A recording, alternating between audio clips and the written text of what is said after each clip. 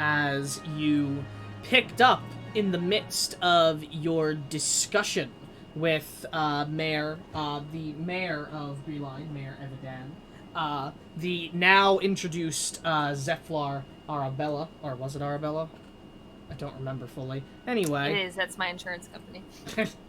Zephyr Arabella, and the mayor's son. As you picked up this meeting, you discussed a variety of different things, having a variety of different questions about what happened with the goblins answered. Usually I would try to provide at least a bullet point of the most important things that got answered in the meeting, but I just don't have the patience to do that right now. So I'm just going to say you guys asked a lot of questions and got a lot of answers. And if there needs to be any elaboration on anything, it could be after the recap. And you could just send me a message about it if you really want. You probably should remember some of the questions that got answered, though you guys have been pretty good with that for the most part in this game, so I doubt any of you have forgotten the important bits. Nonetheless, the discussion came to its head after you all had finished and went your separate ways, with the mayor heading off to the vault to try and get some of the information that you all requested of him to, because some of you asked for a couple different bits of information related to what was happening that he could find possibly in his archives. Unfortunately, he would never be able to get those pieces of information from the archives, as the next day you all would awake to what is, bluntly put, a tragedy that had stricken, as Zephyr and Esteros were afflicted by some sort of curse and poison synthesized into one horrid mixture that left them both catatonic for the most part.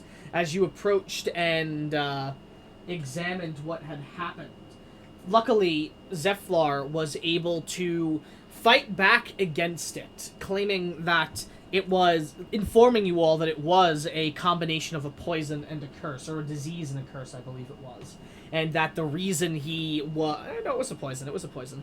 And the reason that he was fighting back against it was because he cannot be affected by poisons. However, the curse was still affecting him. He was able to inform you all of a great deal of many things, as he healed using his paladin restorative magics, Esteros, keeping him alive and delaying the effects of the affliction, doing the same to himself. He was able to inform you all that whatever this curse is, it was casted by a hexer, or via by hex magic, which you all know to be dark magic. There were several wonderings about what had happened, and some people in the party were able to conclude that both Zephyr and Esteros had in fact drank coffee yesterday, when you all were having your meeting, or at some point during the day, and both seemed to react as if it was not very good when they drank it. Believing that the coffee could be a culprit behind this, specifically as well believing that the maid, Tanilla, who served the coffee, could be a culprit, you all requested of the mayor to fetch her, to which they attempted to do. She was not found, unfortunately. However, the coffee beans that she had used for the drink were brought forward and smelled horrid and had traces of dark magic on it. It was all but confirmed by this that Tanilla was behind what had happened. However, there was still possible reason to doubt she could have just served the coffee beans, despite also being it stated that she was the one who brought the coffee beans as a return gift, as she used to work here and returned to work once again after her son. She had left to take care of her sick son and returned after placing her sons in a physician's care, and then coming back to work for some extra money. Not believing there to be sufficient evidence to justify finding out what was going on with her and where she is, you all went off to investigate her private quarters. A rather nice, well-kept, yet empty, very unpersonalized room. As you all examined, you found several things. The first being, what was a strange item beneath her bed. A pin that had a tag tied to it that had something written in a language that none of you understood. However, Isaac was able to translate that it said, use if caught. As that was found. Then, found in the vanity was a letter, likely to, very much to her son, a envelope filled to the brim with what was likely coin from your investigating, and a loaded flintlock pistol. The letter detailing some sad and disturbing information about Tanilla that all but confirmed her involvement in something darker. If that was not enough evidence that Tanilla was likely the culprit behind this, there was also what was found in the closet. A metal crate that, when opened, contained several dark leather bags having more of those horrid coffee beans inside. During these investigations, Josie investigated the room itself to see if she could find where Tanilla could have went. She found a trace of her moving toward the window, stepping out, skirting along the sides of the fort Bree line, and then likely jumping. Asking if there was any magics that could slow someone's descent, it was confirmed that there very much was, in fact, a low-level magic that could slow someone's descent. So, you all gathered the bits of evidence and ran into the mayor as you were going to go find him to inform him of what you found. And he informed you of some things from Praxmore, that in fact Tanilla was not there and that the real Tanilla was here. Or assumedly the real Tanilla was here. And that he informed you of the physician who was taking care of Tanilla's son, his name and such. As that was informed, you informed him of what you did, handed him the letter, which he read, taking the envelope filled with coin. He said he would get that to his son. He also was given the rest of the evidence as well, and I don't remember if he said or did anything else. All I remember is that we ended session with you being led by one of the butlers to the garden, where you would pick your investigation back up into this sordid affair. Before we get back into it, are there any questions, comments, or concerns regarding what was just said?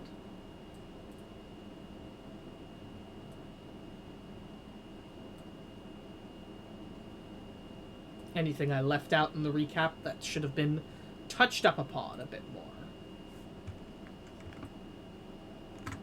It's good to me. Take that then as you all being ready.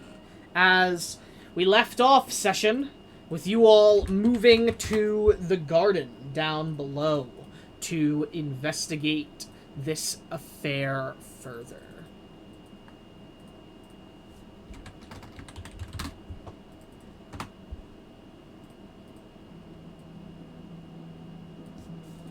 Led through the stony interior of Fort Breline, you head down a tower at the side of the fort. Going down the winding spiral staircase, feeling especially the enhanced cold while inside this cold stony interior. Eventually you are led to the base of the tower, where you stand before a well-made wooden door, which the butler takes a key from his key ring and slides inside the lock on the door, opening up, as he then pulls the door open, and you all step out into a... checking my weather chart. Into a cold, cloudy day. The sun swallowed up by clouds in the sky. Not dark clouds, normal clouds. Doesn't seem like there is a storm coming. However, it is cloudy and cold today. As you step outside, your breath visible as you breathe coming from your mouths with the cold. The garden before you is, despite the cold and the frigid environment, still rather well kept, as if it was a summer's day, as you see plants and God, what's the word? Foliage. I guess it's not the word I was looking for, but it's what I'll go with. Plants, foliage, all those things that I don't remember. Flora? Not quite. Anyway, you see the garden laid before you. Very brightly colored and vibrant plants. Fauna is the word I'm looking for. And fauna before you. Fauna would be animals. Correct. Okay. As you see what look like animals in particular as well. You see couple different, small types of animals you'd expect from forests and from these sort of suburban areas as well. As you see squirrels and other sorts of creatures going about. There is what looks like a pond that, in fact, has some ducks floating atop it as well. The garden is a decent size as you look at it. However, it is clearly encased almost in its own sort of bubble, not literally, but metaphorically, as the sort of vibrant and bright coloring of the garden is cut off at a certain point as the stone bits are led to it. And as you are led toward the garden via the butler, the minute you pass the threshold of this tall, what looks like a green plant-made archway, you step into a more comfortable and what looks like a moderately warm climate, as opposed to the cold winter that you had come from. As you step in, those of you proficient in magic obviously feel a shift in some sort of magical things. There's some sort of magic going on that preserves a sort of temperature climate in this particular garden, which has a circular shape in its entirety, with the pond being at the center, some benches, and then the rest of the flora about with the trees and such. As it is a rather tranquil little area, the butler leads you all and is going to try and find the exact spot where would be above Tanilla's room as he leads you. Are any of you asking of him anything as he moves or doing anything?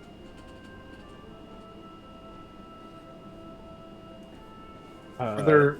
Oh, go ahead. Sorry. No. Go ahead.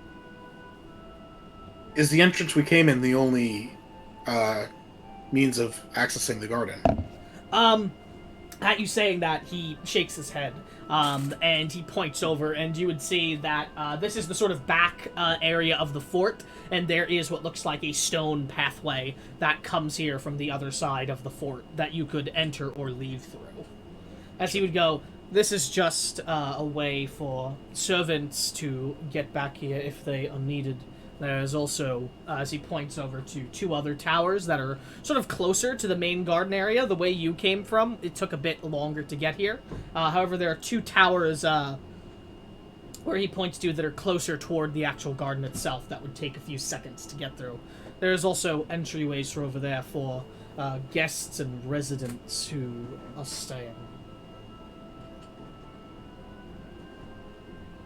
And you said that there's a stone path that, leads to, kind of around the, an open area, kind of around yeah, the... it's sort of like, it's like, well, let me bring you to the map. Is that little? Yeah, it's like the back area. It's like at a back area, like back here is where the Gotcha. garden is. Okay. So you could just walk around. You could just walk around, but you would only be able to walk around from this side. There is, in fact, what looks like gates and walls over on this side that would prevent any travel. Okay. And you see that visibly. As he points it out to you. It wouldn't have been immediate. Beryl, were you going to ask something? No, I was basically going to ask that exact same question, but out of character, because I was curious about like what the wall like Fair enough. situation was around the garden. Fair enough. I would ask the butler, is there someone who maintains the garden, like a gardener or so? He turns to look to you as you're walking, and he says, "We have a druid who comes here every month or so, who maintains the garden itself, keeping it the temperature that it is, and making sure that it is self-sustaining outside of her minor enchantments that she brings." No one, like, who checks on it daily? There are servants who are specialized in gardening that do come and maintain it in some sort of other ways, basic gardening function. But no one who does anything particularly daily. It's done as it is needed. Do the guards patrol in this area? I'm thinking for a moment, not him. He wouldn't need to think. As he goes, there is a patrol that does move back here, yes. It is, generally patrolled, by two different patrols. One during the midday to late night. From the midday to night, and then one from night to, morning. That goes around the entirety of this side of the fort. And we do have the patrol check in here, as there are entrances, albeit locked, to the fort itself.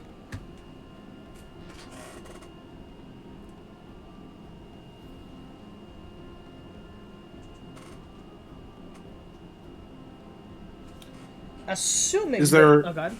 Is there a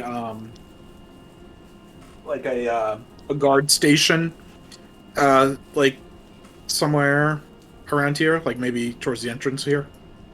You'd have seen all the barracks at the front. But, as a reminder to you, it would say that the guards either stay within the fort if they are trained within and are assigned there, or they stay within one of the barracks if they are assigned to the greater fort itself. There are also, as he looks up toward the wall behind you that stands tall with the ramparts and wall guards, you even see some guards patrolling the wall currently. There are also guards who patrol atop the wall as well.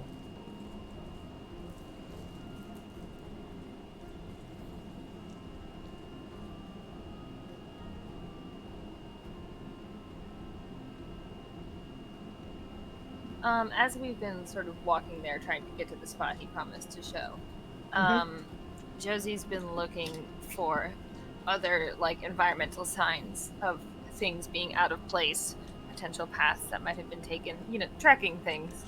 Trying to see if you can see, signs coming from, not waiting entirely to get there. Sure, you can roll me a survival check. I'd say it's a higher DC without you catching the trail from somewhere else first, but... Is it still at advantage because this is a humanoid? Yes! That does not cancel out. 17 will not do it for you, though.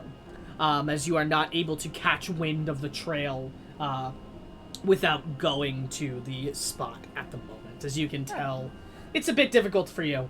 You don't have the trail currently, so you don't know where to look. Yeah, that's fair. So you're just sort of taking a broad approach to it, and nothing's really catching your eye. But assuming there's no other questions to be asked of the butler, you would be led, as he is looking up toward the top of the fort, to a bit of the garden at the back, right before what looks like the hedged wall of foliage. As you approach over, his eyes up as he looks and nods to you all as he turns and looks and goes, I believe this is directly below where Tanila's room is. And any of you who look up to try and see if you could spot the window can roll a perception check.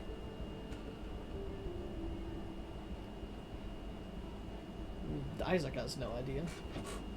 I mean, he wears glasses. He can't see shit. Wow. Bad roll from Josie, too.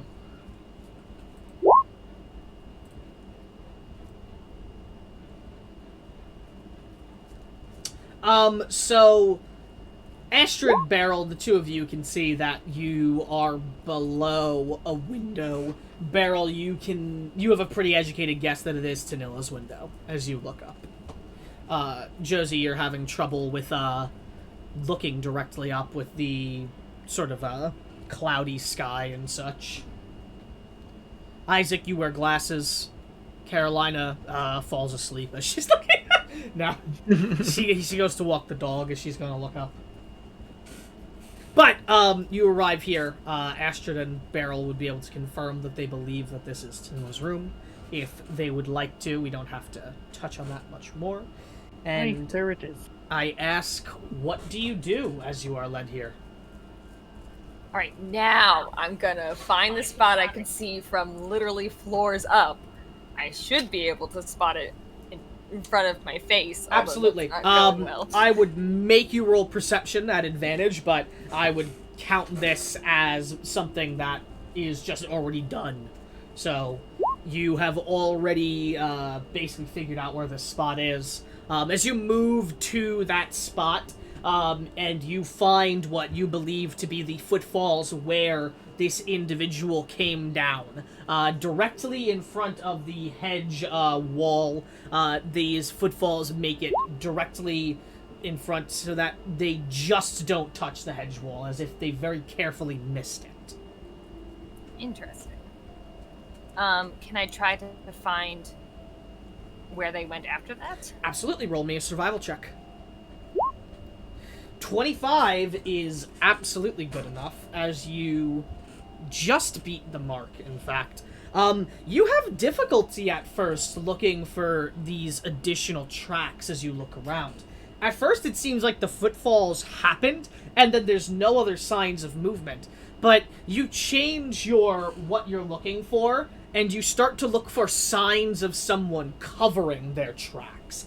And you do, in fact, find that. As you find a trail that is laid out that only someone trained in this sort of tracking or specialized in this sort of hunting of humanoids in particular could really find. As you can tell, someone made great considered efforts to cover up a trail that you are able to follow because it is a trail of cover-ups. Sort of ironically, in a way.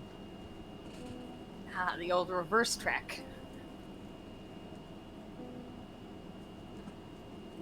As you do find that, and you can tell that this was a great pained effort to make sure that they were not followed. That they could not be followed. And I can determine in which sort of direction they were heading? Yeah, you have a trail, essentially. Okay.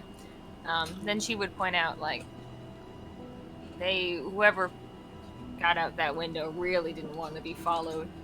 And she'll, like, try to point out the signs that she sees, but she'll do it by kind of re-walking the path slightly off to the side so she's not disturbing it, but right. Like she was walking next to them. No rolls for any of you. None of you can even tell what Josie is on about when she's trying to point out the signs.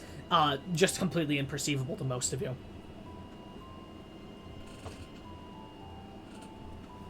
Take your word for it, Josie, but it's a little difficult.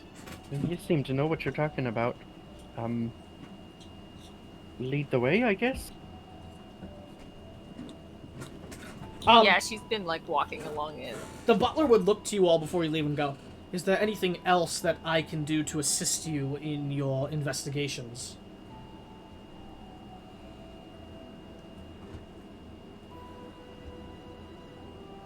I do not want to slow you down by accompanying you in any sort of way, so...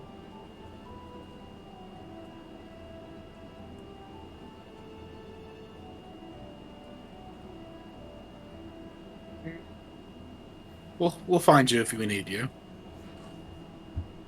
Hey, I don't know if we thought about this, but had Tanilla always been able to do magic? If Tanilla was proficient in magic, it is not something that I was aware of. I can inquire with the other servants and the master to see if they were aware of something of the sort, though. And when you return, we will inform you of what we know. Or if I can find you, I will inform you. Because she either had to know the magic to get out the window, or she had someone helping her to do the slow falling bits. I will ask around, as he gives a bow to you all and goes, "Good luck." And he goes to walk toward the way you all came. Avoiding where Josie has laid out her sort of grand tracking venture. Jay, correct me if I'm wrong, but if I'm right, Isaac would point out that she could have possibly used like a magic scroll, which I think could be used by anybody, even like a non-magic user, right? You would know that scrolls can be used by... Let me double check the scroll rules, because I believe there's a check. No, I think there's a check only for higher level scrolls, in fact. Let me double check something. Yeah, you know that scrolls can be used to cast spells. However, if that it is a spell that is of a higher level than you can cast, you have to make a sort of check to cast it. Interesting. Okay. On that note, though, aside from scrolls, which has that caveat and that thing you need to do, you do also know that there are magic items that require no sorts of efforts to cast spells as well. Like, there are items that just cast spells and do that. That do not require any sort of spellcasting proficiency. Yeah. Alright, in that case, Isaac would say, if she wasn't able to do it herself, somebody certainly gave her the resources to do it. I don't know if you were implying that there was a second person, Josie, but... Well, either because that it's or possible. it's not impossible to learn magic, so... And she was gone for a long time. Also true.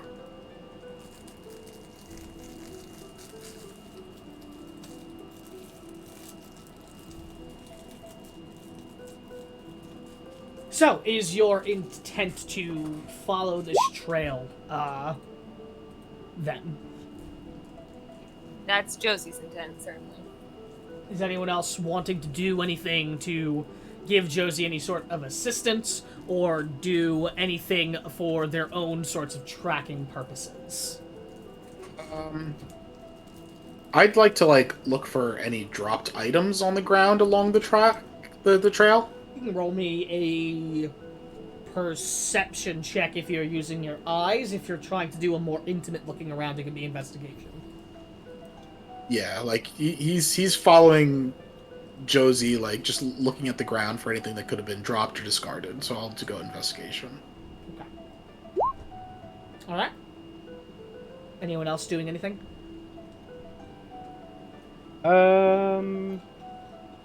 I would help Isaac with that. You're gonna give Isaac the help action? Yeah. Okay. Usually I would not allow that after the roll is already seen and what the advantage roll is, but for now it's fine. Yeah, sorry. It's alright. I know you're Daryl is going to... Daryl's gonna go up to Josie, I'm not great at, looking for things like you are, but, if you need any assistance, I can give you a little bit of, magical oomph. Maybe help you out a bit.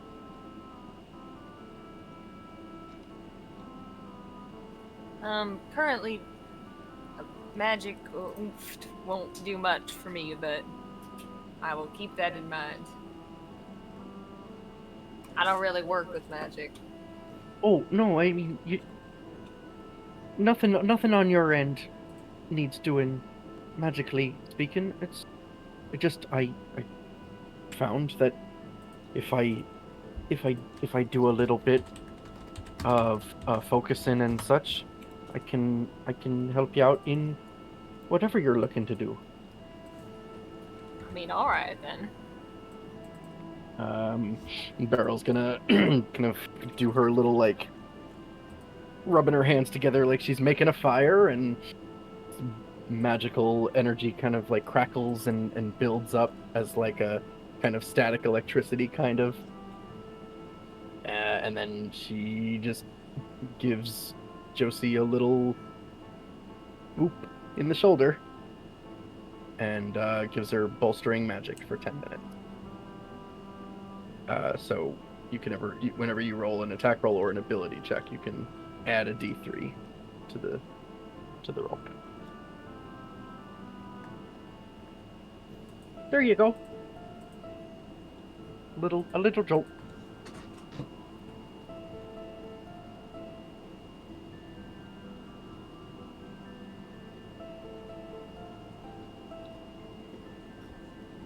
Alright, anyone else doing anything? Astra, do you have any things you'd like to do while you are moving? No, I don't really have anything I can do here. Fair enough. Okay. With that investigation check, and with the way you're moving...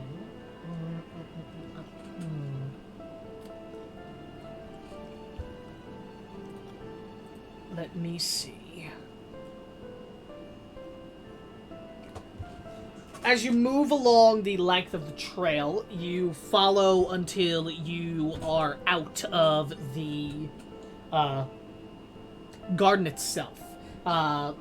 If you didn't roll so well on your initial survival, I would have made you roll again now, Josie. However, you are able to orient yourself and find the trail again. As you can tell, the environmental shift had some sort of did cause some issues with you in keeping the trail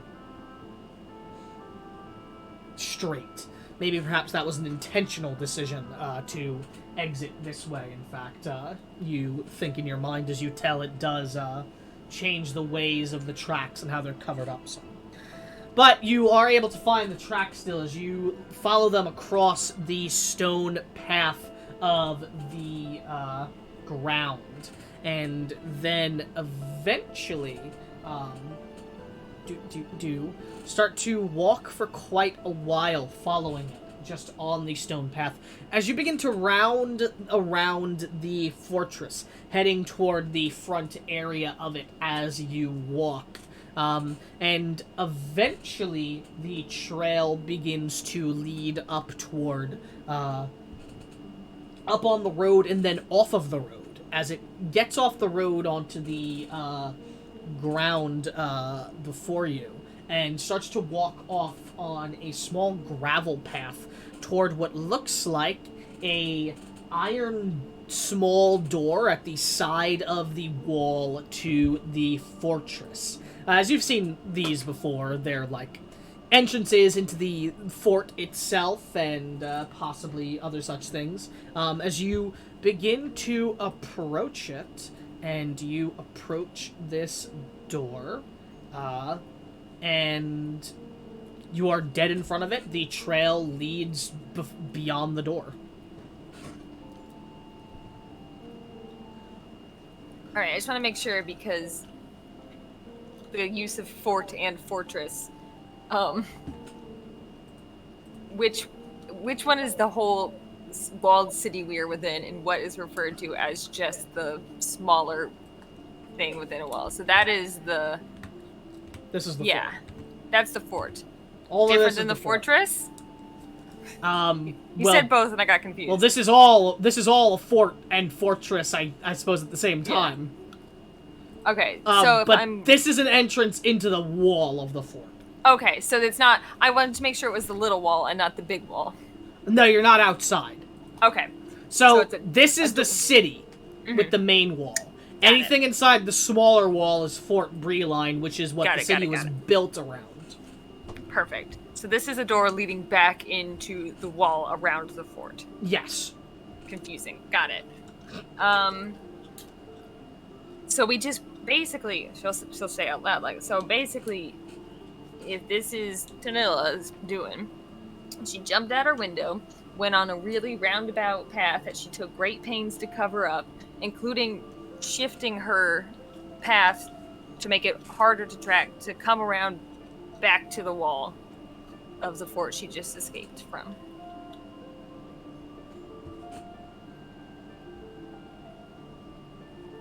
Sorry, wait. Why would she come back? Well, never mind. She went, I don't know. She left the fort building, walked out, and was trying to get into the wall of the fort, apparently. All I will point out is that, maybe this isn't fully clear, the fort proper, this building itself, is a separate, like, building entity from the wall itself. Right. So she left the building, went a hard way to make it clear that she was going, like, covering her tracks, and exited then went to the try wall. to get into the wall of the fort that she escaped from. The wall here, okay. right? Okay, gotcha, Yes. gotcha. Jake, maybe, like, again, it's not anybody's fault, but maybe it would help if to just, like, put, like, a dot or something where this grate that we're talking about is. It is a door. Yeah. And I don't know where it would be. So It's a give me door a minute. into the wall. Either way, I Okay. don't think it makes that much of a difference. It's into the wall still. Into the Like walls, yeah. Anastasia. Okay, understood. Did Isaac find anything along the trail? Anything discarded? As you begin to move, as you moved across the trail, you did not find anything discarded. 22. As you approach the door, there is what looks like a... No, you do not see anything. In fact, I'm wrong. Okay.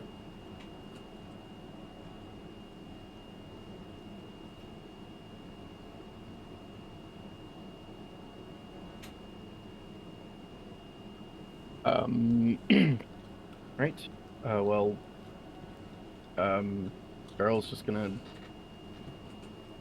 see if the door opens. You gonna open Wait, the door? wait. Alright. Before you go busting down any doors, we should maybe find out, I don't know, what would be in here. What if she's in there and we blow up her spot, you know? Oh, I mean, I wasn't looking to bust anything open. I was just opening it. Sorry. You think she's just hiding in the wall? I don't know. I don't typically think about most people going inside of a wall. What did you have in mind? I don't know. Maybe someone knows what's in here? Well, we'll know if we open it. No time like the present. We could grab a guard if you're so inclined, but, you know, let's test the door first, see if it opens. I mean, hopefully it doesn't explode, but... Just saying, if I was hiding inside a wall and I heard someone jingling my door, I'd either flee or, I don't know, fight him, I guess. Well, I don't know about how much magic this Tanilla's got, but if she tries to run, I can probably catch up with her, and if she tries to fight, I could probably take her. Just saying. Beryl's like looking between Isaac and Josie, like hand outstretched, looking to open the door, and just be like back and forth between the two of them. Isaac would motion towards the door. All I need. She goes to open the door. Sure. As you go to open the door, it opens. As the door opens and reveals what looks like a entryway into a stone hallway inside the wall that is lit by scones of lit torches that are placed sparsely about the hallway. The hallway has a path going both to the left and the right, and the length of the hallway seems to go on for quite some time around both sides. And you can see on both sides there are what look like stairwells at the side of the path on each side that go up, likely higher up into the wall. Josie, can you pick up the trail? I can try. Gonna try and pick up the trail again? Yeah. Roll me a survival check at advantage, and you can add a d3 if you would like. Alrighty. Yeah. Hell yeah. Anything else you'd like to try and use or do? I don't. Do you have any inspirations or anything? Up to you. Yeah, I'll use the inspiration for this.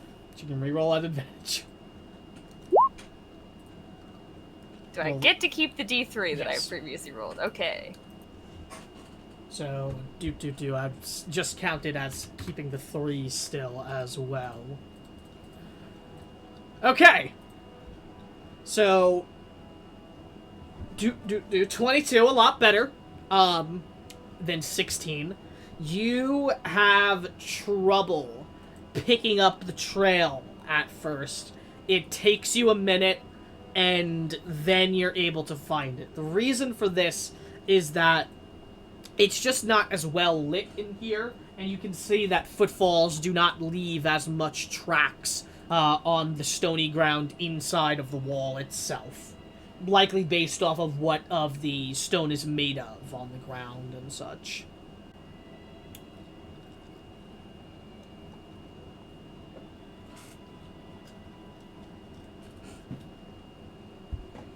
Which direction does it go, left or right? And as you look, it heads down the right way, which would be this way in the wall. Okay. If you can see my arrow. I Yes. can.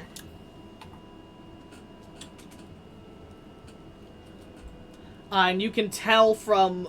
no, in fact, you're just able to find the tracks. You can't tell anything more about them. Unfortunately.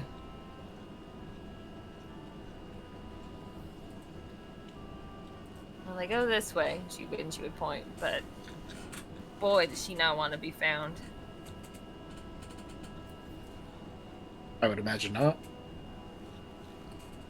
Poisoning is not a crime that people take lightly. Well, what are we waiting for? Can't just let her escape. Barrel's gonna start heading down the right path. You guys gonna head down that path? Yeah. Alright, as you do, roll me, Josie, a D100. Ah!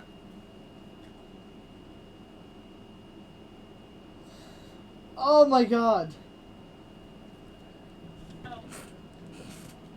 It was 1 to 25. How do you always do this? Okay.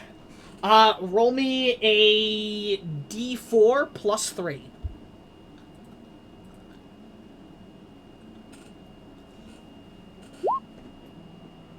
So as you move, you follow the trail down, as you continue forward. And as you do, we're gonna take a 5-minute break, as we'll be back at, 8:05. I have to set something up very quickly.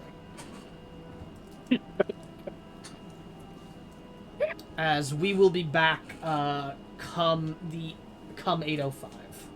Not just related to this D100, but because of other things. So 5 minutes now.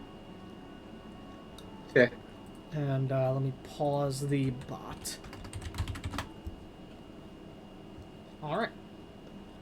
It's Dodson, like, just sitting there, like, on a box. I'm gonna shit myself.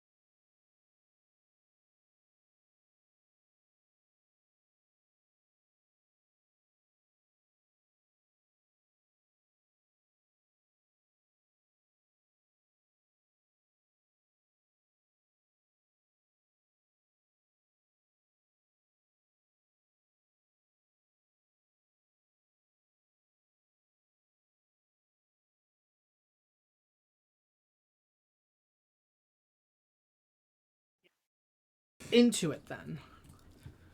Back to here. Do this.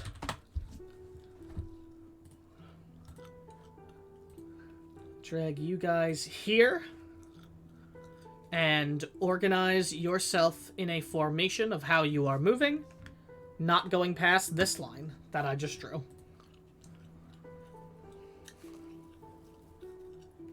As you are in the hallway moving down it, as you are approaching, this is what looks like a door, a double door at the side, and the purple is the stairwell.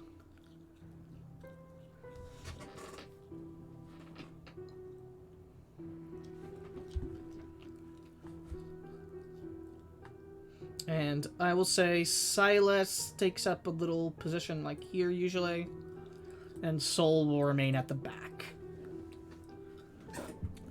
Alright. That being the case, you all walk down this hallway, sparsely lit by torches on both sides as you move up. Following the trail that is trying to be kept very, hidden, you begin to approach, this end of the hallway, or you begin to approach a turn that you can see, what is, from your distance, about, like 85 feet away. As you begin to approach that, you see it, and at that turn, you can see two large stairways that head up what is likely the towers, a tower section of this wall.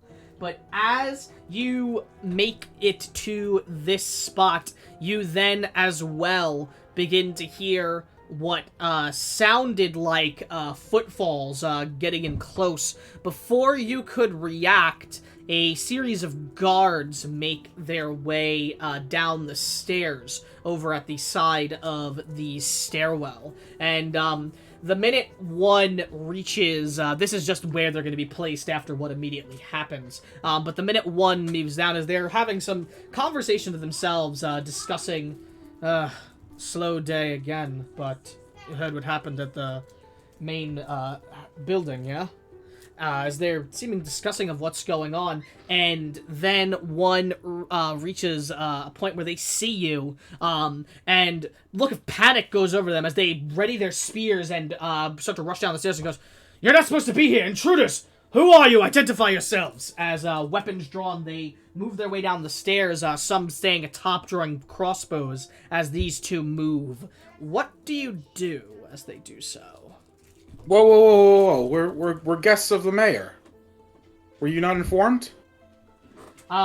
Spear drawn, this main guard moves to here, the other stopping before he can fully make it down the stairs, observing the situation, and two with their bows drawn up top, and goes, "Guests of the mayor, you say? You should be aware then, guests, that there was a incident, and we're taking that very seriously right now. We're on high alert. If that's true, you'd know better than to be sneaking around here, and guests aren't allowed in the wall anyway." We're not sneaking, we're investigating. We were tasked. We were here for a job, and we got not sidetracked, but our priorities changed. We're investigating because of the incident that happened. Roll a persuasion check. Silas, may I have the badge, please? Yeah, Silas will take out the badge. Okay, Astrid will, because Astrid is very unintimidating looking, she will slowly walk forward and hold out the badge. Okay. We were originally here to help with the goblin situation, but in light of what has recently occurred, the mayor has asked us to help out here as well. As you present the badge, he looks at it from a distance, spears drawn. With the persuasion roll in conjunction with the badge, he relaxes some. And before we go forward, I'm going to ask for one more D100 from Astrid.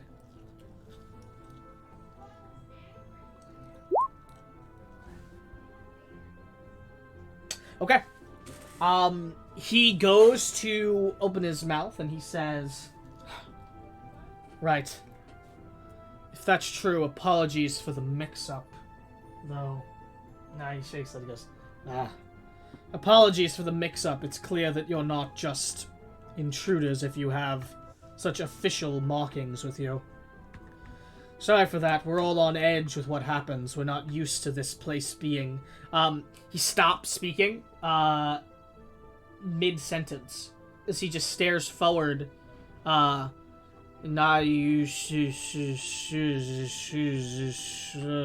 says, and you see him get very drowsy as he, like, begins to collapse to the ground, but does not fall to the ground. He just sort of collapses, in on himself, but then is sort of hunched over. The other guards look at her. Oh, dude, you and the same thing begins to happen to them as this drowsiness goes over them, as all of them fall into this sort of stupor where they're just hunched over. What do you do?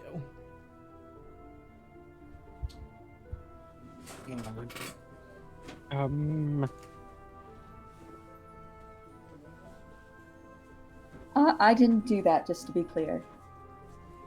Sense any magic nearby? And Beryl's going to open her magic awareness.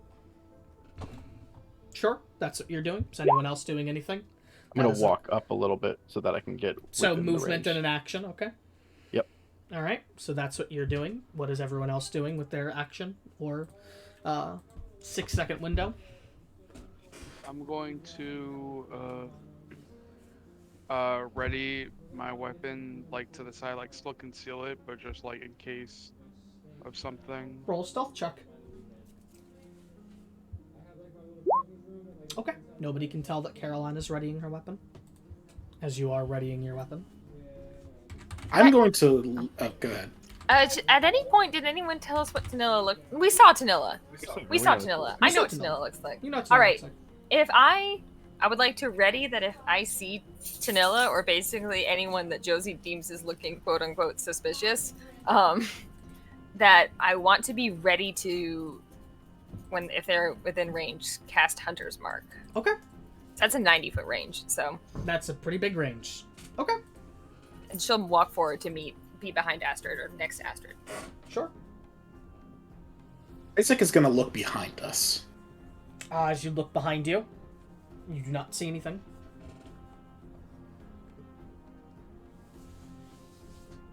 And he would just call out, like, be careful in approaching. It could be a spell that takes over an area.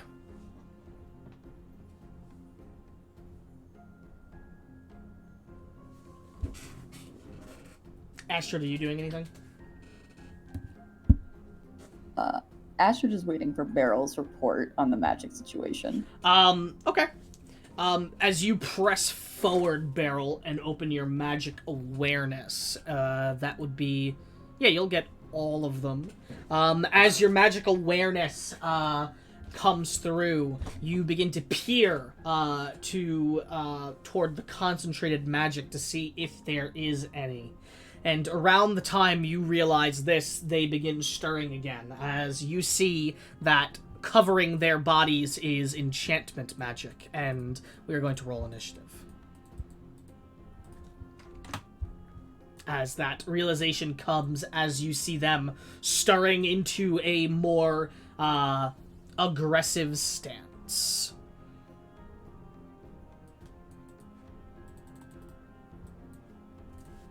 You can roll initiative now. The thing is up. Would I have time to say anything in the moment? You can speak, sure. Okay. It looks like they're enchanted on something. And that's all I'd say. Usually they would get a surprise round, but it seems like you were weary enough to know that something could be happening here. So they will not be receiving one. Oof. Ooh. However, they have not moved to do anything yet. They have just gone into a more standing stance. I should whisper roll those now because they are not... I rolled, but I forgot to put a tracker. Should I roll again? Yes, and then just change it. Okay.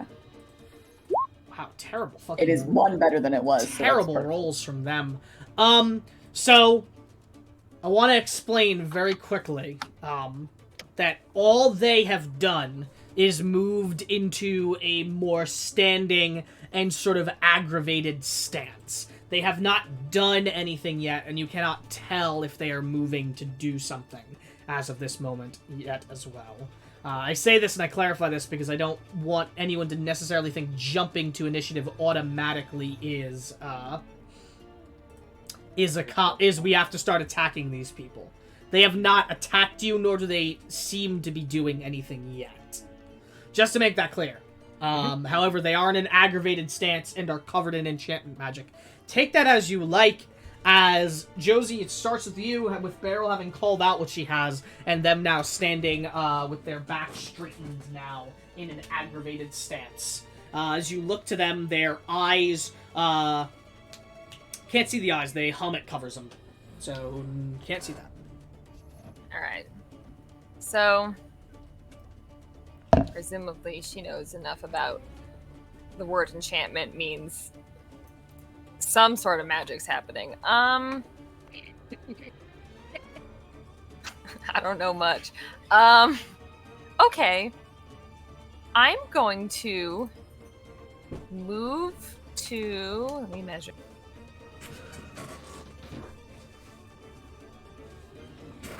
I'm going to move to there. Okay. And then I will use the dash action to try to run past them? Are you moving within 5 feet of one and then running? No, I would go straight ahead, 35 feet. Sure. I have to extend this map now. Yeah, sorry. That's okay.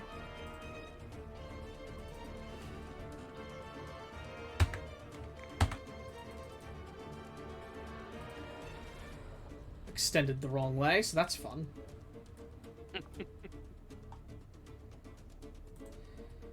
I'm not doing this. You're just gonna be off map. That's fine. Do I see Tanilla? I mean, you move 35 feet. No, you don't see anything like that. Ah, shit. As you Alright. move to there, you see the continued side that you move to. As you move to the back, that would be enough to get you to just the front of the sort of turn. As you move to there, you see the stairways going up for the tower, and then you see to your left the continued hallway. When I moved past them, did they turn to stay looking at me, or did they keep facing forward, looking at the rest of the group? There were turns of following of where you moved. Yes. Okay, so they are...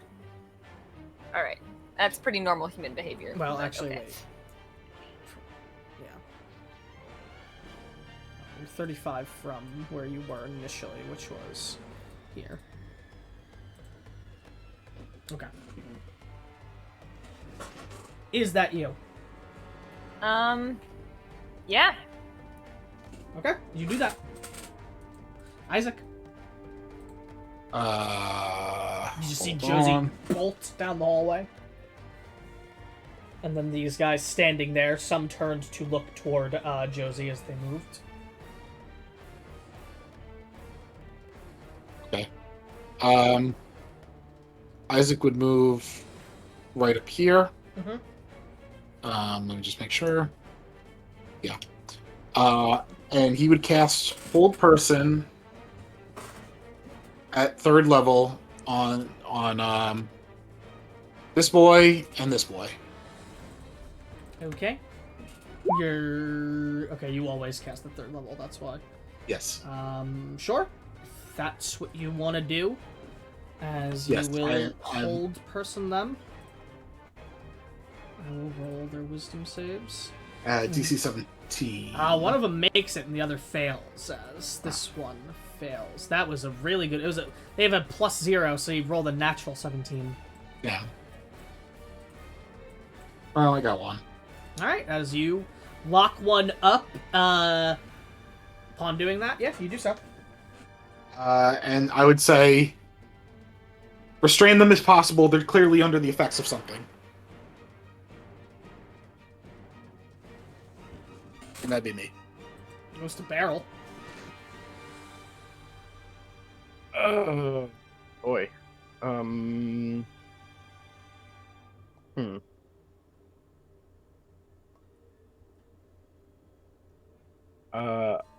I am going to...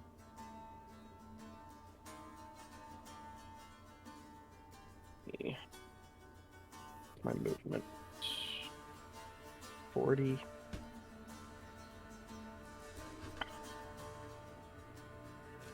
Okay. I will get to there.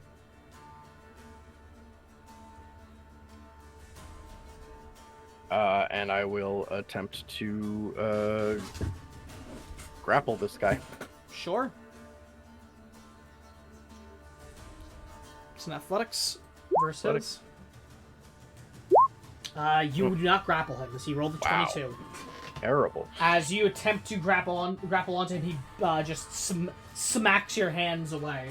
As you do that, is that your turn? I'm gonna try and grapple with the second attack. Sure.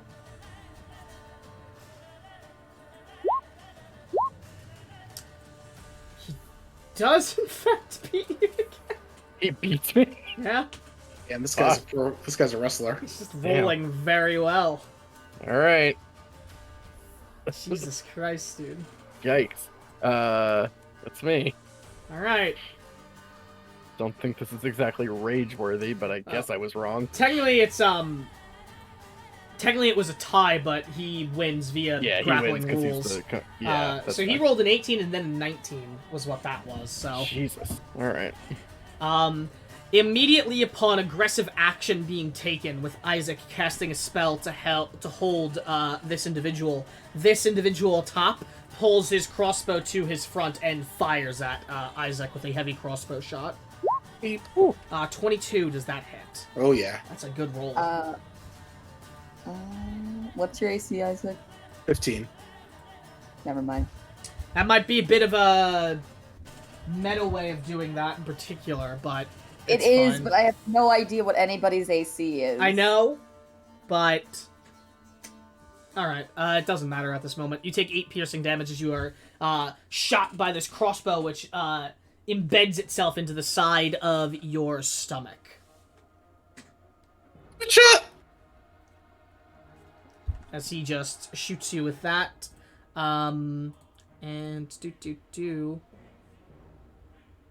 yeah, that is his turn. As it goes to Astrid, upon the aggressive action taking place, Astrid, you see him fire upon Isaac. Okay, Astrid is going to try and cast a spell magic on the one that Beryl could not grapple. Sure. Make me a spellcasting check. Don't roll it yet. I need to know the DC before you roll. Because I don't want to be... Is that just a charisma check? Yeah, it's going to be a charisma check again. Don't roll quite yet. I'm not rolling it. Yeah, it's going to be a DC 15, so go ahead and roll that. I just wanted to check. I'm using my bonus charisma check thing. Link the ability. 1 second. It's buried in something else, so I have to...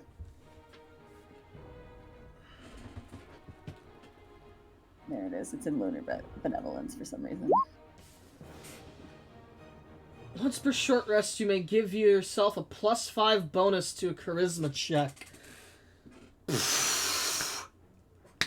Yeah, that's not it's not listed in there. It's not the intended use of the ability, but I'm gonna allow it because it's still a charisma check. Because it is a spellcasting ability check, which is your charisma check. So, yeah, I'll allow you to do that as you point your finger out and cast Dispel Magic upon this individual.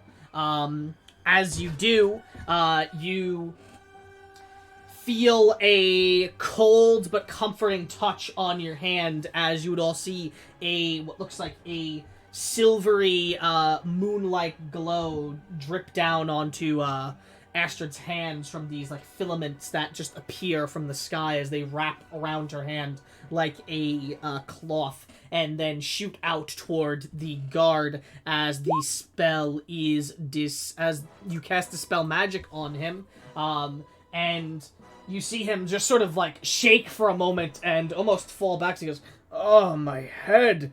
And he looks around and goes, "What the hell's happened?" Turns to look to his friend paralyzed. "What's going on with you?" Turns to look to his friend who has a crossbow drawn, and then the injured Isaac, and go, "What? What's happening?" Hey, you've all been enchanted. You started making aggressive moves. Asher, were you trying to say something as well?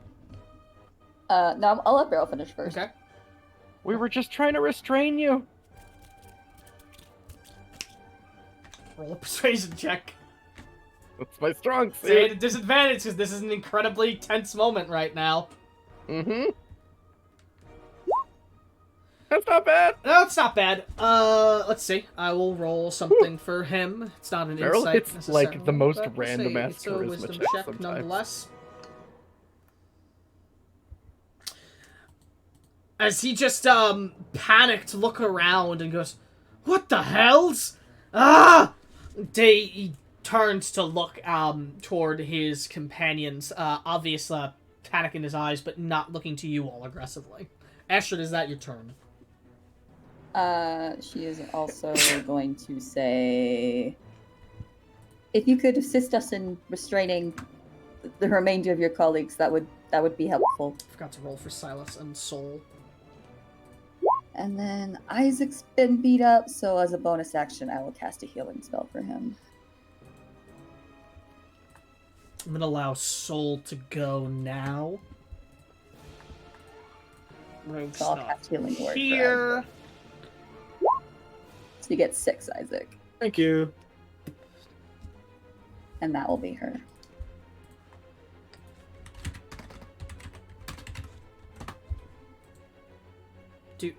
And let's see.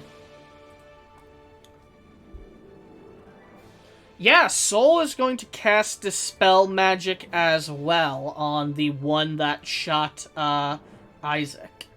So, I will have her roll, and I'll take this spell slot off. And where's the spell magic? It's a charisma check for her. So, wisdom check. Sorry, not a charisma check. Wisdom check. Yeah, Soul's not gonna dispel that unless anyone has anything they want to give her or anything of the sorts. Rogue has inspiration, but I'm not going to use his inspiration for him. But that is going to be Soul then.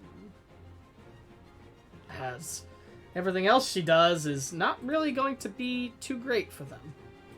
Carolina, what are you going to do? Okay.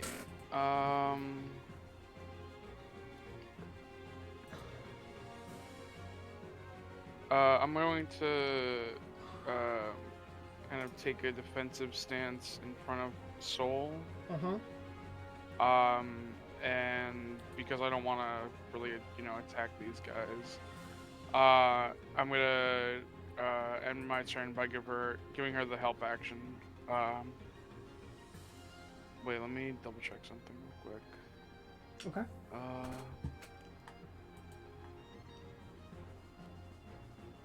What are you checking? I'm checking if the help action can be used for Ability checks? yeah. Yes, they Take can. advantage of the next ability check. Yes, they can. So if you're Okay, trying yeah. to give her advantage on his spell magic again, you would be able to do so. Okay, yeah, then that's what I'll do. Sure, okay. That's you. Yeah. Alright, let's see, Silas isn't exactly a character that does anything that's super non-lethal either, nor is he a strong character. So, at this moment, Silas is going to just move up and look like he is preparing to get more involved in the fight if this is not solved soon. And that will be him. As it goes to this Destined Guard up top, who is going to take a shot at Beryl after she had attempted to grapple the other guard. So that's a 20 to hit. They're not rolling bad. Yeah. Jesus! Take 10... I'm gonna use Litter Virtue on that one. Okay, Sure. then that would miss. Okay. Ah, shit, he takes 10 Radiant. Never mind. So you're not using it. I forgot it hurts them. Okay, Yeah, it's a bad so Radiant. here's what's gonna happen. I'm not Fine. gonna let it go off, but before we use abilities, let's double check what they do. You're right. Okay? You're right. Alright. 10 piercing... 10, I'm 10 piercing damage, Beryl, as you get shot and it wedges itself in the side of your arm. Son of a... Good damage roll, too. That was almost max. This one is held, and will repeat the save at the end of his turn. Nat 20's it, so he does break come it. on. Yeah, like... These guards are Damn. rolling well. They didn't roll nearly as well when they were helping you. Yeah. This one is going to just look around, confused what to do, but see Beryl get shot and go, ugh, and is going to run up, and he is going to try and disarm this guard. So he's going to make a disarming strike. So we'll use his pike to do so. Definitely fails as he attempts to disarm the other guard, trying to smack his pike out of his hand, and the guard simply blocks the strike with the haft of the spear, and it does nothing. And that is his turn. As it goes to you, Josie. All right. So speaking of making sure we read things all the way, I was like, "What fuck?" Because I'm also pretty lethal, and I was like, "Oh, I can charm people, but I can only charm them if I shoot them first." So that is a no-go. Unless you want to shoot them. No, I don't want to shoot them just so I can charm them to say stop what you're doing. Throwing I think Go ahead. I'm gonna move to here. And I guess I'll try to grapple him. Roll an athletics check! I'm not awful at athletics. Well, he rolled a 22. Well, now I feel okay. Oh my god, you have a better athletics than he does, too. Yeah, you know. Oh, what a shame. What a fucking That shame. D3 is just a one-off from Beryl, right? The same... Lasts for 10 minutes. That lasts Oh. for 10 minutes. You can add it again. I mean, 19, 20, 24. Oh, If you got a 22, though. I could match it, but I'll But still then lose, he'd right? still lose because he's the contest state. So All right, then I'll just accept my shame. It goes to the one defending. Okay. Yeah, unfortunately. Can I look intimidating now that I'm just really close to him? Yes, it does not appear to be affecting, that does not appear to have any mental state currently. Fuck, I should have just shot him. Alright. As it goes to Soul, I actually believe Soul needed to be closer to Dispel Magic, so I am just gonna move her up, but that's fine. She would have done it anyway. And she is going to Dispel Magic on the one that just fucking blasted Beryl before, which was, this one. So she is going to cast Dispel Magic, another 3rd level spell slot, and do a wisdom check at advantage because of the help action. Yeah! As she waves her hand. Okay, she was good, actually. Never mind then. I'm not moving her back. She waves her hand as it is engulfed in a warm rainbow flame, and then the same rainbow flame engulfs him, not harming him, and the spell is dispelled as he looks around confused and goes, "What in the 9 hells?" As he turns to look and goes, "What the hell is what the fuck is happening?" That'll be her turn. He goes to Beryl. What do you do? I'm just like gripping my shoulder and looking at him. Be like, "It's all right. You were magicked. What? Did Not I gonna shoot hold it. you? Not gonna hold it against you. Could you just help us out here?" And I'm just gonna run up and try to grapple this one. He is up above you. You would not be able to grapple him from there. Oh, I see. I understand. That is I the stairs. misunderstood. So Yeah, the I stairs are misunderstood like a They're 10 open, feet up. but gotcha. Yeah. They're Okay. like open, Sorry. but they are up. That's okay. That's okay. It wasn't Okay. fully clear. That's all right. I will move to the other side of this one. and start working on grappling him. Sure, roll an athletics check, Praying and to if this guy God that it rolls happens. well again, I mean, he did roll well, but yeah, no, Okay. he is grappled. Did not roll well enough to break free, not get Beautiful. grappled there. So he is grappled. All right, so I'm just gonna hold him. Can't really do much else, I don't think.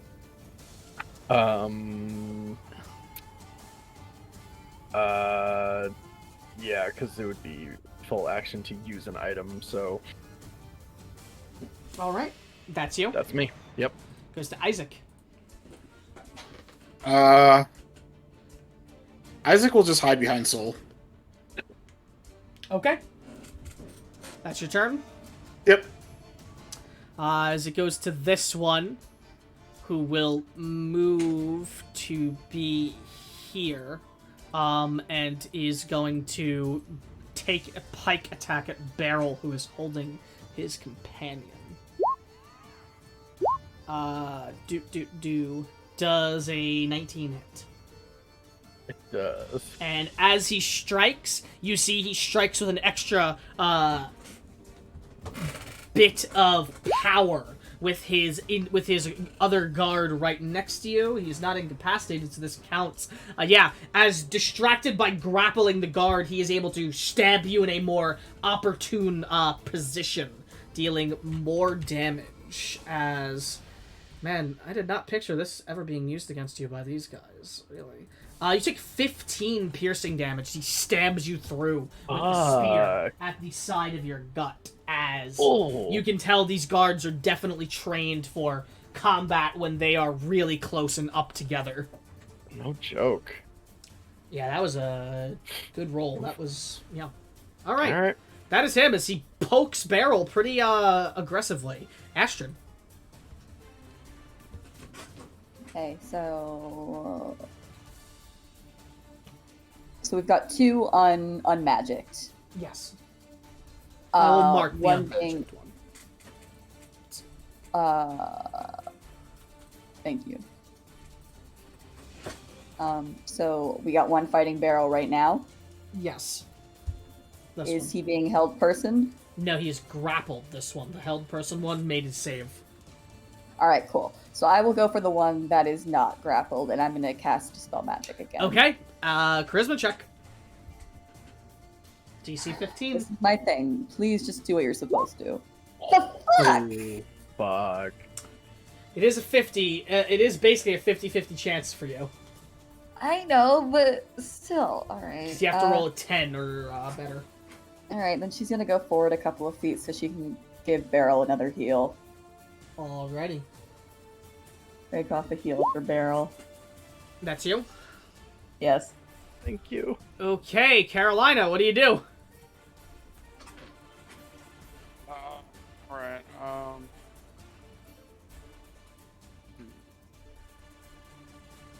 I'm gonna move up more.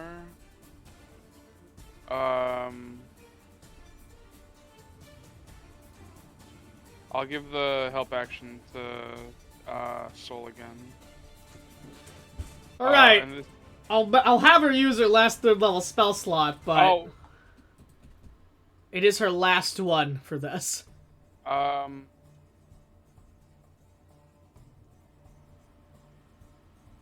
I guess I'll ask Astrid how she is on magic, if she can try again next time. I think it's the same for her, in fact, though. I intend to try again, Carolina. Okay. Okay, so then I'll give the help action to Astrid. That's preferable since Rogue is Yeah. not here, and I don't know. Okay, that's you. Mm-hmm. Silas is gonna do nothing still. And that's him.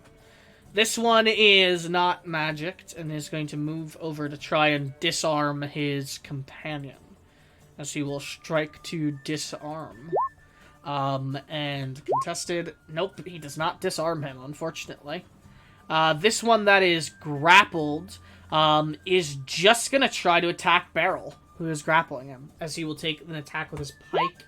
That's an 18. Hit. Yeah, as he is within 5 feet, because that's on the ground, and it just starts going... Yep. So he's gonna get his martial advantage as well, so... Okay, bad initial damage, so probably not gonna be that bad, actually.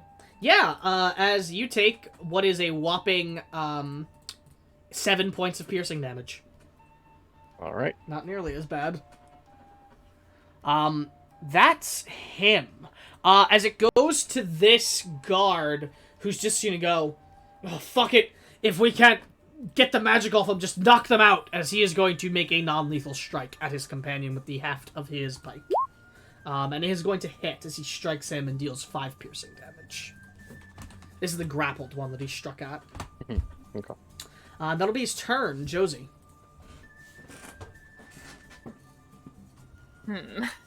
Pistol whip him.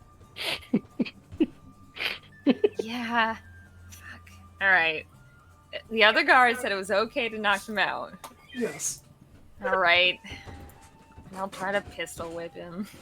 I don't have... Well, I have The gentlest way to make someone unconscious.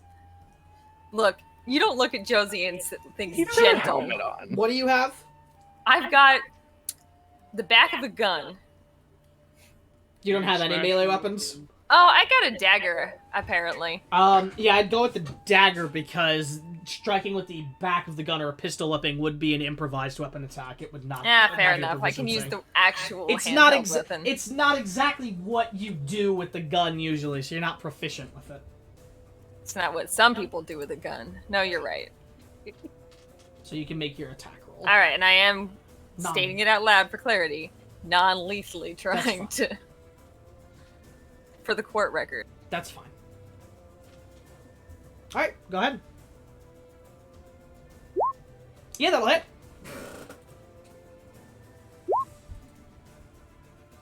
Do. Oh, that 5 I don't think is there. I Yeah, don't it's know just what... it's just the 7.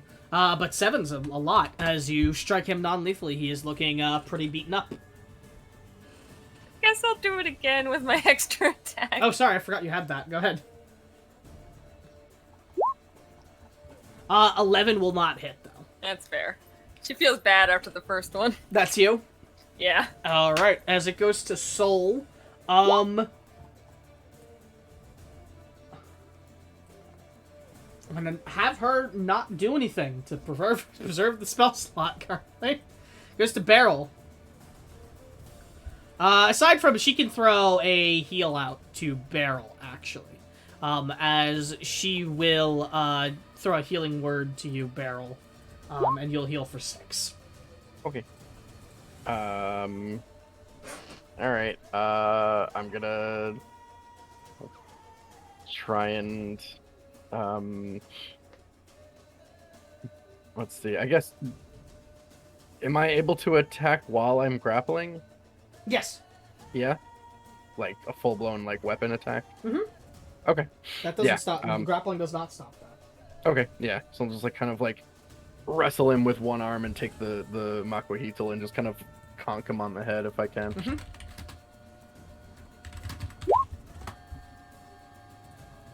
Non-lethally. Okay. the 21 for the definitely record. hits. Yeah, that definitely hits. All right. Eyes. He's looking very close to being lights out after that. Second attack. Alrighty, go ahead. Definitely hits. As you conk him on the head, he falls unconscious in your grasp. Okay.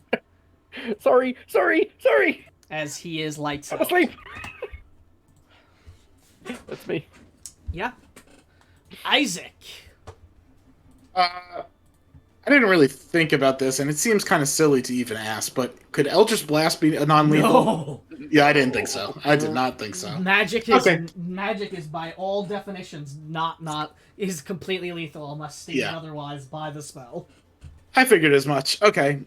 In that case, he is going to run up to right, hang on. 5, 10, 15, 20, 25, yeah. He's going to run up to right here. And he's going to use Minor Illusion to whisper in the still remaining guard's ear and it'll be Tanilla's voice that says stop. Doesn't seem to affect him. Okay, it was worth a shot. It was worth a shot, but does not seem to be the manner of spell he is afflicted by. That was a good idea, though. Was a good idea, I will say. Okay, that's me then. Okay.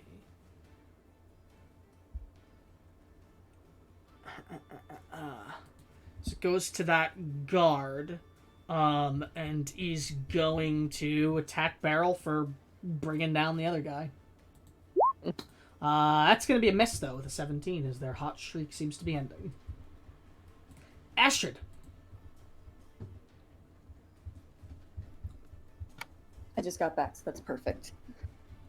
Alrighty. Okay, one more time. Alright. With advantage from Carolina. Son of a... And Beryl. Dang. Alright, that's you. Yeah. Yeah. Goes to Carolina. Astrid just weeps softly. She doesn't actually cry. Which one is the one that's still active? This one. It's the one, yeah.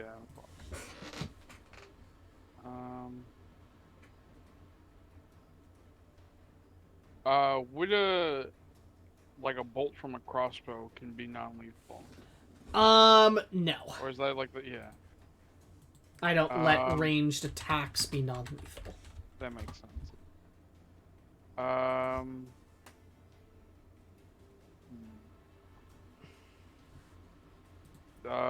This one is like upstairs, right?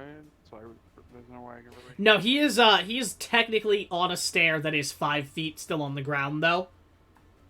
So these two stairs are on the ground, and then it starts to go up over here. Okay. So you could, in theory, reach him if you wanted to, say, move into discard space, attack, and then move out. I think you would need to have to cunning action dash to do that, though. Yeah. Okay. So then I guess I'd use my dash bonus action dash to do that. Okay, and you're gonna attack. Yeah. Okay, make your attack. Non-lethal, of course. Yep. This will have sneak attack because it's within 5 feet of Beryl. 27 hits. Alright. Oh boy. So the lightning damage is 2. And yeah, he looks pretty bad after just one swing from you. That's you? Yeah, that's mine. Goes to Silas. Does he have his cunning action? He does. So let's see. Can this be done? Can he cunning action dash? Get to there, move, and then... Yep, he can. So he's going to move up, get to there, move to there, and is going to move into that space and take a swing normally. Sneak attack applied. This would be awkward if he crits, because that could be bad.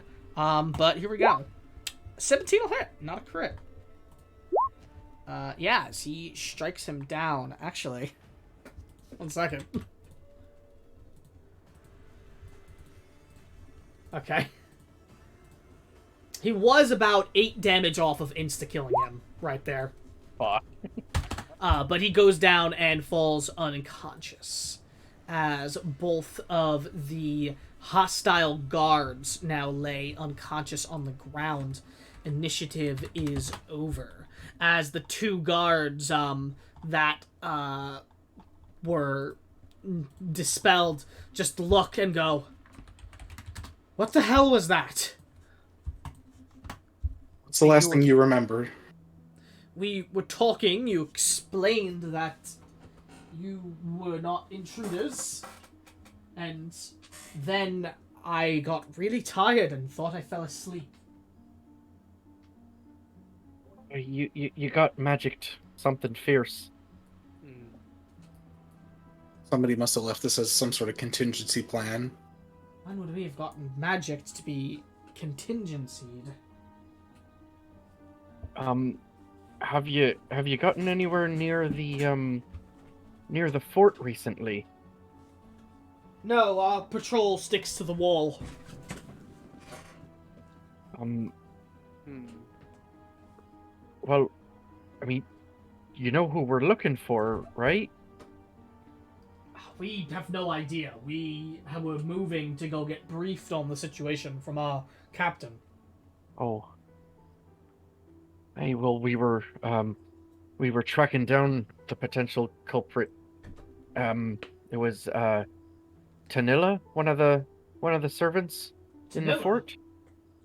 Aye, You're sure about that?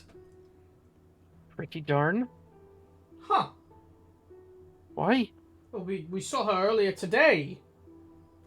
She stopped by and she's come to the wall before. She's left things for the guards. Back when she, first started working, she would leave gifts and make us foods and such as a thank you. And, she came back. She hadn't done that in a while, but today she picked up the habit again and she came by. I suppose that means that she likely did something to us while she was here. Or did How you? long ago did you see her? This was, early morning, probably about 8 hours ago. Did she leave anything for you guys? She gave us some tea. I probably recommend not drinking that anymore. We did drink the tea, but Right. it was only Well- a serving of tea. Oh, We didn't think it to be odd because, like I said, she hadn't done it in a while, but back when she worked here years ago, she would do the same thing. You're absolutely sure it's her? Positive. Did she leave after she gave you the tea? We were upstairs. It was the end of our initial shift at night, and we were about to head to bed. So she likely went back down the stairs. I don't know. We're only up this early because we needed to be informed of something by the captain.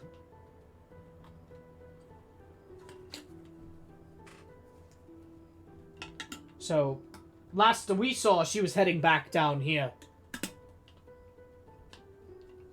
Where does this door lead? Double doors, I should say. Point to those double doors? Yeah. It's a weapons room. It's where we store some excess gear if needed. Is it locked? Always locked. Would you mind opening it?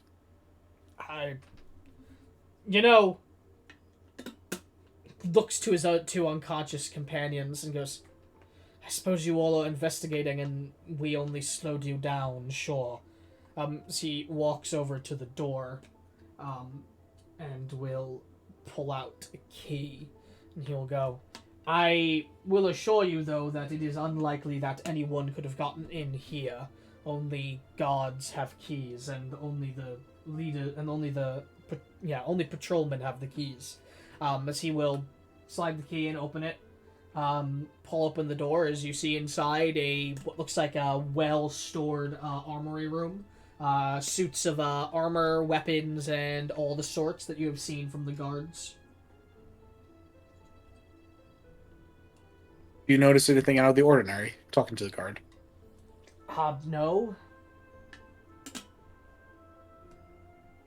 Sorry, I'm not exactly the most focused right now, though.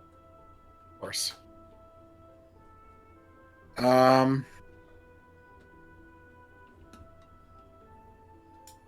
Look, I'd really like to get our companions to a medic of sorts and see what's wrong with them and if it could be fixed. I know you all are on an investigation and we slowed you down. We won't make a point of it or even try to do anything more than just tell our captain what happened. But if you could do whatever you want to do with this room quick so that I can stop moving to get them to get treated. Of course. I would... I'd call Josie over to see if if she noticed any tracks going into this, if she could pick up the trail again. But other than that, I would like to do an investigation check for anything that doesn't seem like it belongs Sure. in an armory. You can roll an investigation. Josie, you tried to pick the trail up again? Yeah. Roll me your survival at advantage. It's still 10 minutes is still there, so you can still add the D3 if you want. You can add it if you want to. So 26. Yeah, the trail walks completely past that door. Then it heads up the stairs, and you can see that there is another... The trail continues back down the stairs, as well, and continues down the hall. Like, they went up the stairs, then came back down, and then went back down... Went the way that you were going. Okay, so I can assume that the detour up the stairs was her dropping this tea off to the guards. Correct. Cool. So she'd say, I don't see him stopping in there. And she would just point down the hall. Looks like this way's our best bet. All right, I'll follow your lead. Aside from the tea she served us, I'm remembering that she had a dark leather pouch with her as she was moving. Any idea of the contents? No, we didn't see it as odd. She didn't bring it up at all. That'd be the that'd be the one of 8, wouldn't it? Maybe. Very possible, Beryl. Right. Really sorry about your friend. You know. Well, we heard you all. We're equally sorry. We just want to get them to get treated. Hey. Good luck. We'll inform our captain of what happened. Should we give Could them you do names? us a favor? Yes. Just simply pass our description along to any other of your kin that you come along, and that way this doesn't happen again. Yeah. We'll make sure to do that. Do you have names that we should tell the captain of to inform you? I'm Astrid Concordier. Are you all going to introduce yourself? Hi, Yes. name's Beryl. Okay. Caroline. So you all introduce yourself. They hoist their friends up, one each, and are going to head down the hall as they walk off. Are you all going to try and continue picking up the path, then? Yeah. Yes. Yeah. So this is the area I'm talking about with the turn, by the way, Josie. I thought so. Because Okay. the stairs up would go to the... Is that a parapet? Is that what a parapet is? Yes. Nice. So yes. So we're getting towards the wall on the back of the fort. Yes, you are. Interesting. So are you all going to continue following the trail? Yes. Yeah. I just need one more survival check from Josie at advantage. Add the D3, but the 10 minutes is going to wear off at the conclusion of what I'm about This to is describe. the final D3. The final D3.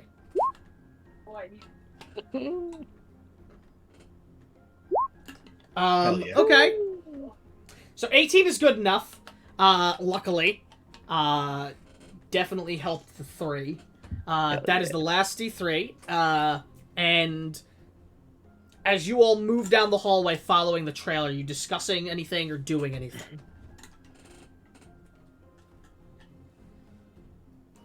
Josie would ask if anyone else, like, because she's got to focus on this trail too, because it's hard to keep up. Mm-hmm. That if anyone else is like how Isaac was looking for other things along, things dropped, or she just tell everyone else to keep an eye out while she's trail hunting. Then I guess I'll also do that. Mhm. How Isaac was keeping an eye out for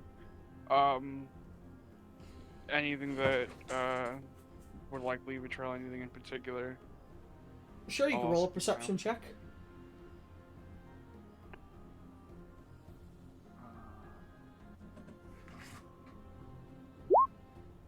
Hey, You are not Okay. noticing anything in particular disposed of. Why would she feel the need to leave a contingency of guards. Unless she was... I don't know. You would think she would... That, that if anything, approaching the guards and enchanting them would just leave more evidence. Might be her only escape route, and she just didn't want to take any chances. Could be.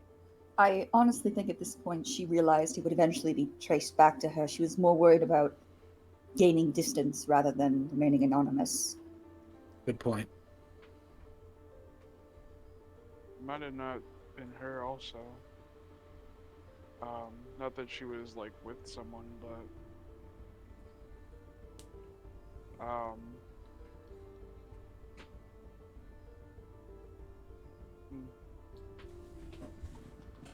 that just seemed like I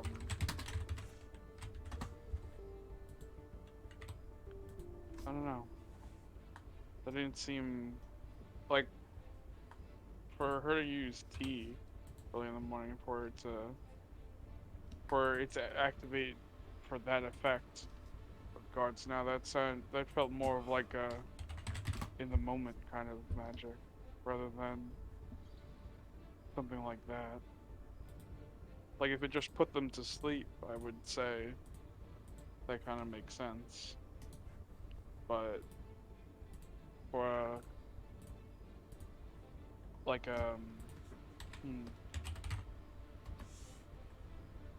I'm not too keen on magic, but it didn't seem like something like with the coffee was it left them feeling sick. This to make them feel sleepy and then become aggressive. It doesn't seem like the same kind of School of magic, I think what you're trying to get at. in a sense, but it doesn't seem like the same MO. I was going to say Yeah. modus operandi, yeah. Well, you think about it, it wasn't just because guards are supposed to attack people in there. People aren't supposed to be in there, which means it's a spell or an effect that kept him talking to us just long enough to realize they weren't going to attack us, and then force them to attack us. That's a booby trap. I think you're right. And I think Astrid's right as well. It was a booby trap set up to buy time.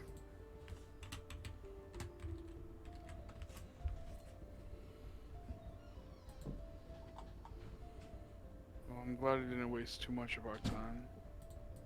Hopefully we can find something else on this trail.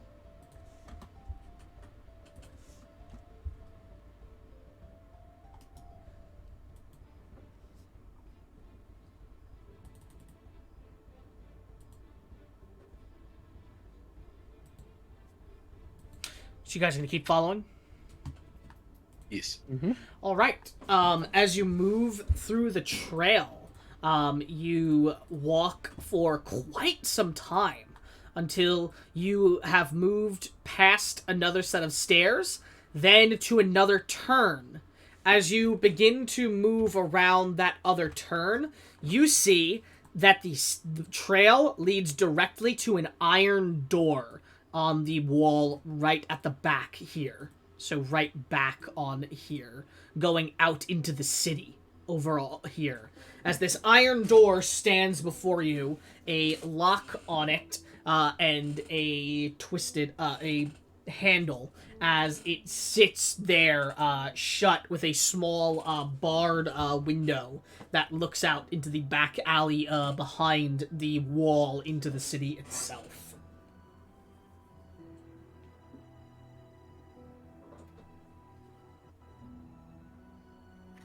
If I was paranoid about and trying to buy time from people that were following me,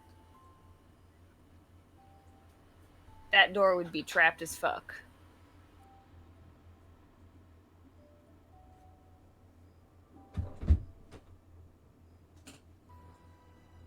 I see your logic.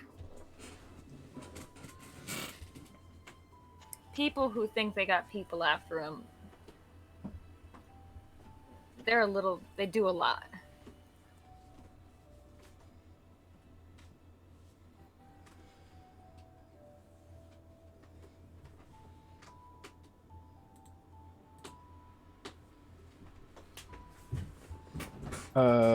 Barrel's gonna use another magic awareness. So you use your magic awareness. You sense no magic from the door or from anywhere around you. Well, doesn't seem like it's magically affected.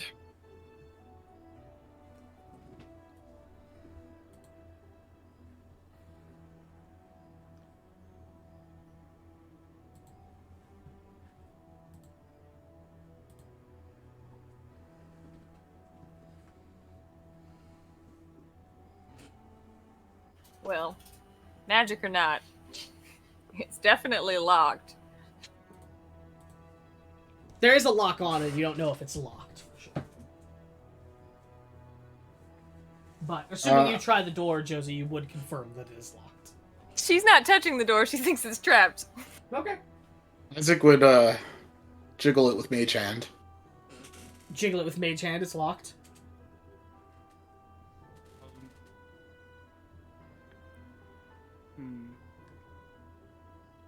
Now, if only we had somebody who could unlock doors. Well, I wanna investigate the door first to see if like there's any Well, first I wanna like listen to see if there's anything on the other side. Aside from the city, Yeah. roll perception. Are you pressing your ear against the door? Yeah. Roll perception. You don't hear anything in particular.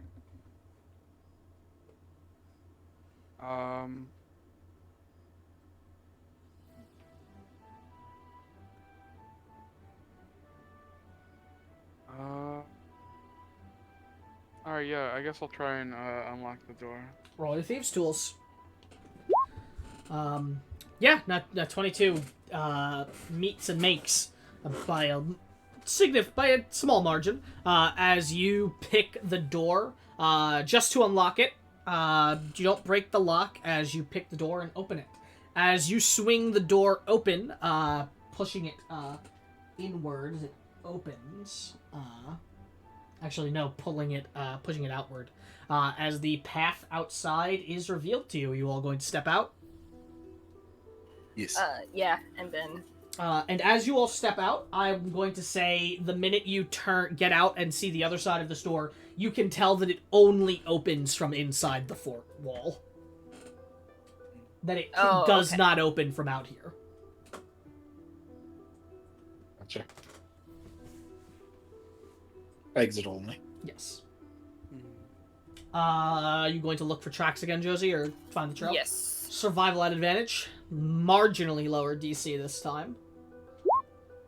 20 is good enough as you begin to find a trail of tracks in the mud at the back of the wall. Are you shutting the door? I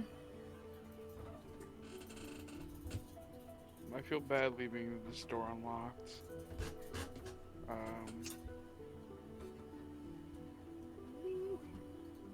Maybe we can always come back through the front. Yeah, I guess. There'd be no Yeah. reason that Josie would think to not shut it, so yeah. So you're gonna shut it? Yeah. Alright. I needed to ask. There would have been a roll to see if some sort of thief got in if you left it open, so I'll just be transparent about that. It's an open one way only for a reason.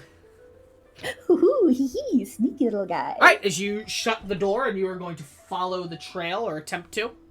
Just swipe her. As you follow the trail, moving through the back ends, you move through a rather complex and sort of what seems like very deliberate and long trek through back alleys and corners that people would not normally walk through. And then it strikes you as odd because you step out from one of the back alleys to the main road, covered in tracks from people walking on it and tracks from carriages and horses moving across it. To track these final bits of tracks is going to be a rather high survival check DC as you arrive at the main road. People are about and loud today as they are moving about, greeting each other rather warmly. There are some moving about, hanging up what look like tabards and tapestries that are brightly colored, and there's a celebratory mood in the air with people wishing each other good tidings for the start of the new year. With some folk moving about. Clearly, a good mood about people. If you are going to attempt to track this once more, I need a survival check. At advantage, very significantly high DC. Cool. I will be rolling that, but I have a question. Yes. Because I'm reading through, trying to figure out if I can make this easier for myself. And I can't. But I can, as part of Natural Explorer, when tracking other creatures, you can also learn their exact number, size, and how long ago they passed through the area. Okay. So, with the tracks I've already found, can I have an idea about how long ago, how old they were? How old these tracks are? Yeah. About 6 hours. Okay. Okay. Cool. I will reiterate that information out loud as we had been walking, that I would say. And I'm going to say, because you've been tracking her so well, I'm going to give you an additional +3 on top of this for the survival check. Okay, so 18 + 3. Is there anything anybody wants to do? Beryl is locked up, like frozen in place on the precipice of the alleyway.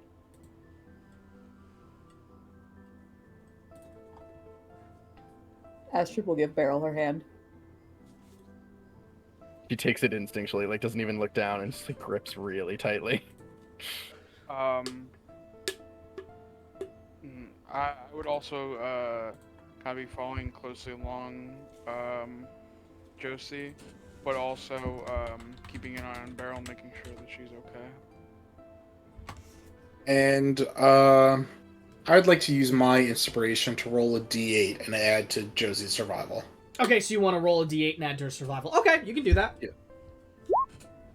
All right. So you said That's 21. 26. 26, yeah. All right. Yeah. Okay, Josie, you follow the tracks on the ground surprisingly well and see them move across the ground and head to a building. As you see a small, a medium-sized wood building, standing a bit out of place of the brick and stone buildings before you, with a homely feel to it.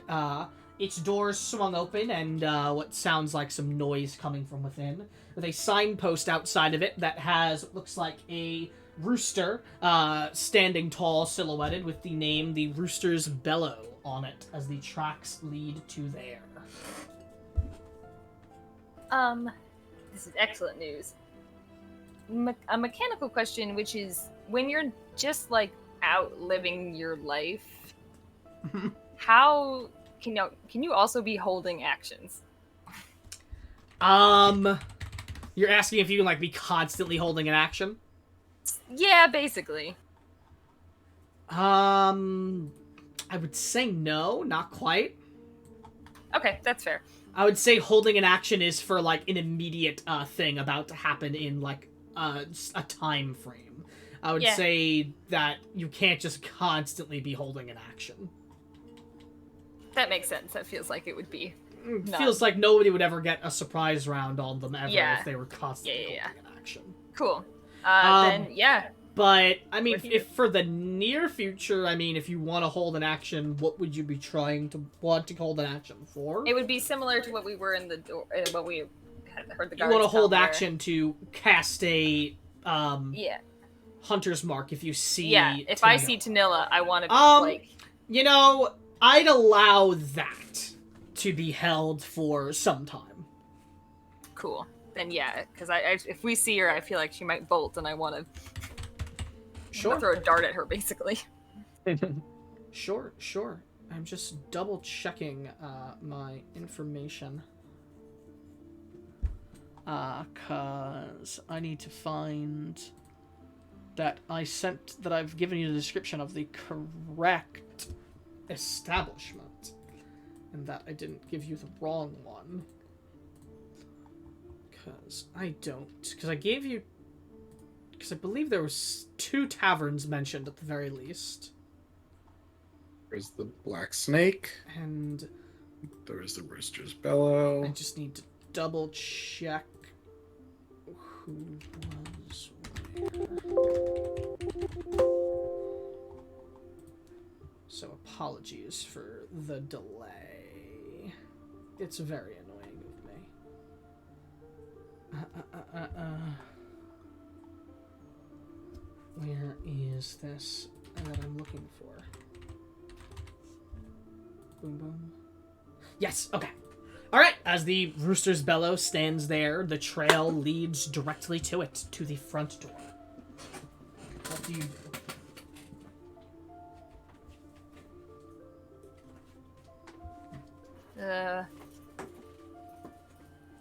Inside? Maybe we should have somebody cover a back door in case she's in there and tries to bolt.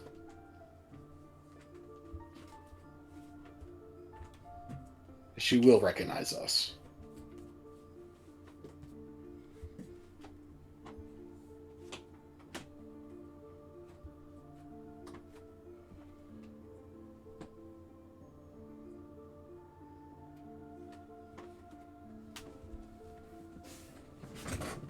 What?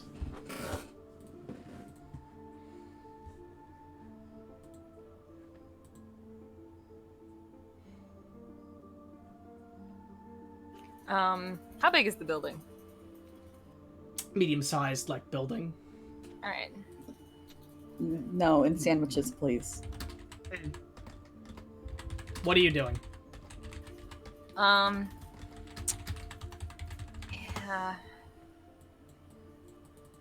Isaac's probably right. Having someone posted out back is a smart move. I can do that if you want. Yeah, you got good reflexes, so.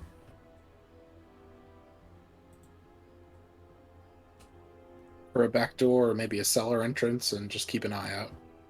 We'll come get you if anything happens. Mm-hmm. Or if you hear a commotion, I guess. Yeah, then Come on in. I guess I'll go around back, see if there's like a back door or something. Sure, as you head round back, there would be what looks like a cellar door at the back. And some, Okay, trash laid out in, like, a disposal area. Okay, so then I guess I'll kind of hide by where like kind of like on the side where like if the cellar doors were to open, I wouldn't be directly in front of it, like I'd be to the side, but I can see like if someone's coming out. Sure. And I guess I'll try to be stealthy while doing it. You can roll stealth. Yeah. All right. That's with advantage because of the boots of Elvenkind. Okay, so 16. Mm-hmm. The rest of you, what are you doing? I'd like to enter the building. It's a tavern, or It is a tavern. Yeah, I'm gonna make Isaac go in first with me because he's better at talking to people. Is anyone else? Is anyone not going in? I mean, I'm at the behest of Astrid. I'm literally keeping my eyes closed, and if she's walking, I'm walking with her. Yeah, Aster will take Beryl inside. Inside at least is inside. Okay. You know, you can pretend it's inside somewhere else. You head inside.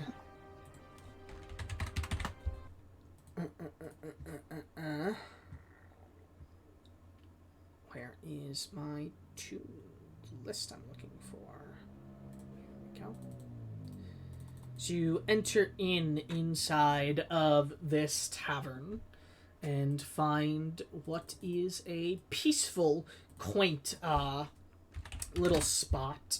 Not packed with people, but with a decent amount of folk about, sat at tables, appearing to enjoy what look like breakfast meals and some early drinks. Not anything alcoholic, as it is very early in the day. You can tell that this is a more tame patronage at the moment. At least I believe I didn't describe the Rooster's Bellow as being the one that got the weird look. Black Snake was That's the what I nasty That one. was the black snake. Yeah, that's what I thought. As you enter in, there's a rather tame atmosphere. There's folk just sort of enjoying their mornings this day of the new month and new year. Average-looking folk, like middle-class working folk you'd expect. As you are in this small little dining/bar area, there are several different tables, all made of wood with wooden chairs people are sat at. They're being served by what looks like a elven waitress or barmaid who is moving about, serving drinks and food to folk at tables. There is a bar where there is only but one man, what looks like a average looking human man just sitting at the bar that is being tended to by what looks like a halfling man, a tall for a halfling man who is standing atop what is a platform built on the side of the bar so you can stand up and actually see people. Going about and moving about behind the bar, you can see he is not at the bar itself. And behind the bar, there is, it looks like a pair of double doors where you had seen the elven waitress move out from. As she is going about that, folk are enjoying their meals as what looks like a bard, a dwarven man at the back of the room is strumming on a lute for a very soft and relaxing early morning song. As the folk are just doing that, there is the bar, and then at the other side of the room, near the back away from the tables and a bit far from the bar, there is what looks like a set of stairs going up. What do you do? You can see some folk coming down from the stairs. Upon entering Josie, it basically becomes near impossible to track exactly Tanilla's, as there are a lot of people moving about in here. Yeah, that's fair. And it's like a wood flooring, so... And it's clearly cleaned, like, not infrequently, so... Hard to tell. What do you do? I'd like to scan the room first. Obviously, looking for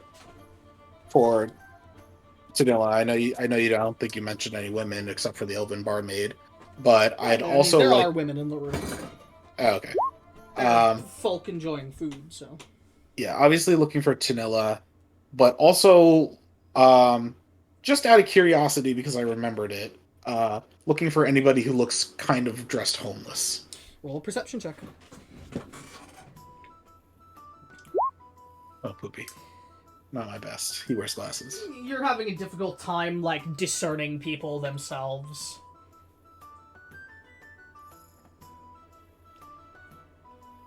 As you're stood inside, just standing looking around the room, as you're all just sat there, like, standing and looking about, Barteep calls over and he goes, "Oh, if you need a table, you can just take a seat anywhere you like, or you can come to the bar here if you want."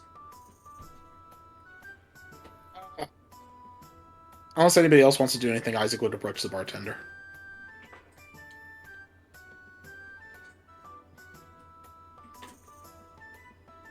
man. This is your moment. Or is everyone approaching the bartender? Yeah. Right. As you would approach, and he would walk up on his little step area behind the bar, standing so that he can see you all and make eye contact. As he just smiles and looks out at you, this halfling man with sort of a long brown hair and looks like a little like stubble. Looks over to you as he smiles, green eyes, as he goes, how can I help you there today? It's a bit of a busy morning, but we could fit you in if you need. First off, a water, please. And second, have you seen a woman within the last couple hours, maybe the last day, who looks like this? And can I use minor illusion to conjure an image, like a small little figurine image of Tanilla? Sure. As you... I do it in my hand, kind of. Conjure the image, and he pours you a drink as he goes, oh, I've not seen any women that look that particularly small who entered here recently, so no, can't say that. There was a lass that looked like her, but wasn't that small, honestly.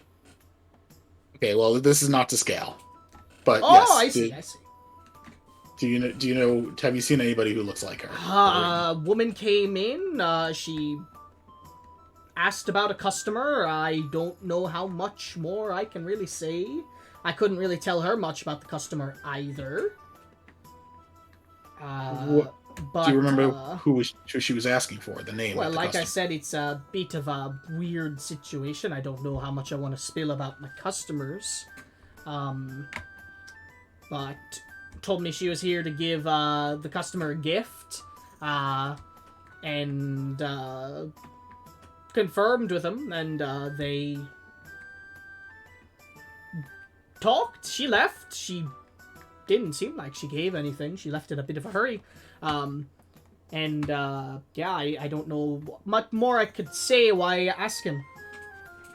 We're here on official town business or city business. Astrid, if you could, to you as you say this. Astrid, if you could show him the symbol. Astrid will provide the symbol. Oh, it's very official looking. That's the mayor's crest. If you don't recognize it, Did you guys get the mayor's crest? was it? It was like some sort of official thing. I think it was the mayor's crest. Wow, I- he doesn't even know what crest it is. No, it was something. I remember writing down the Right, mayor's well- crest, but Unless it can be confirmed that this is the mayor's crest by any of you, hold on, I let need me that check. to be confirmed, because I remember you getting a badge. Are you talking from- about the badge? You got a badge? Yes, the badge. Silas is the one that we got in From from Satanta. Satanta. So that's from No. Satanta, not from... No, the no, mayor. no. I thought the mayor definitely gave us something. I I mean, think he said he was deputizing us, but I don't think he gave us I mean, anything. it's possible that he did. I just need to know if anyone else has him giving you something down. And Did he Jake, give can us anything? can you check in? What was it? Wait, was it Silas who held on to Satanta's thing? Well, Silas has Satanta's badge, yes, but Silas also wasn't here last session, so he What did wouldn't have anything. what did we just show the guards? That Satanta's badge. Satanta's badge, It was Satanta's badge, which is a yeah. badge of a Knight of Destin, Hmm. which still carries a rather big amount of authority. Yeah, I got 4 things here. I got an empty whiskey bottle. I have Kieran's sword. I have the judge's symbol, which is All right, different it's than okay, Satana's, okay. because Silas Well, holds the All right, badge. okay. In that case, he wouldn't It's lie. okay, He it's okay. We can solve this, whatever it is, later. You show him the official-looking symbol. He goes, "It's very official-looking. What? So you're asking about this woman? I still need to know why. And if you're asking, honestly, you know, I don't really have to answer any questions unless you have a warrant to search. So, You don't, but your cooperation would be appreciated. well, I'd have to ask what you're asking about, or I'd have to ask you to show me the warrant. No offense." We're not here to search the place. Not yet, at least. We just need to know the name of the person that she was looking for. Like I said, need to know why or warrant. Don't want to be given my official opinion on any official investigations without knowing what I'm getting into. Woman and her accomplice may very well be involved in an attempted murder. Hmm. And it's this woman you're looking for. That's the one. Before he can open his mouth and respond, you all hear a voice from, like, directly aside you. You have not heard anyone walk over, by the way. You just hear a sort of deep and low voice just go, "The woman who you are looking for is gone already." And if you turn to look, you would see, having approached what must have been incredibly silently because of the height of this man, is a 7'1", towering elven man, dressed in rugged black clothing with a cloak that does not look like he looks a bit homeless or down on his luck. However, clothing-wise, he looks like that. Outside of that, he is fit and well-built, with a pallid skin, long, dark, flowing hair, and then what looks like these somewhat sunken black eyes with a stark look on his face and a sort of stark build to his face as well. His eyes look mostly normal, aside from the fact that there is no iris. In the place of the iris, there are what look like 2 pinpoints that burn almost like hellfire, a white-hot color, as he stands looking down toward all of you as he approaches, very tall, imposing, towering, as he says this, having approached making no sound at all. Saying that, he disregards you all instantly and turns to the barkeep and goes, "I shall be leaving today. I have stayed as I needed to here for your services." As he then takes out from his side a large sack of burlap sack and just drops it on the table. As he drops it on the table, it just spills over, and what looks like at least 50 platinum coins spill out. As the man just wide-eyed looks, "Sir, you've already paid for your room. I don't need that. That's a lot of money." As he goes, "Irrelevant. You have provided me hospitality, and I will pay you in kind. Take the money. I do not need it." As he goes, "Sir, I don't know how you have this much money with... Oh, by the gods." As he says that, he then turns to look toward you all again and goes, "As I said, the woman you are looking for is gone. She has left already." How do you know this?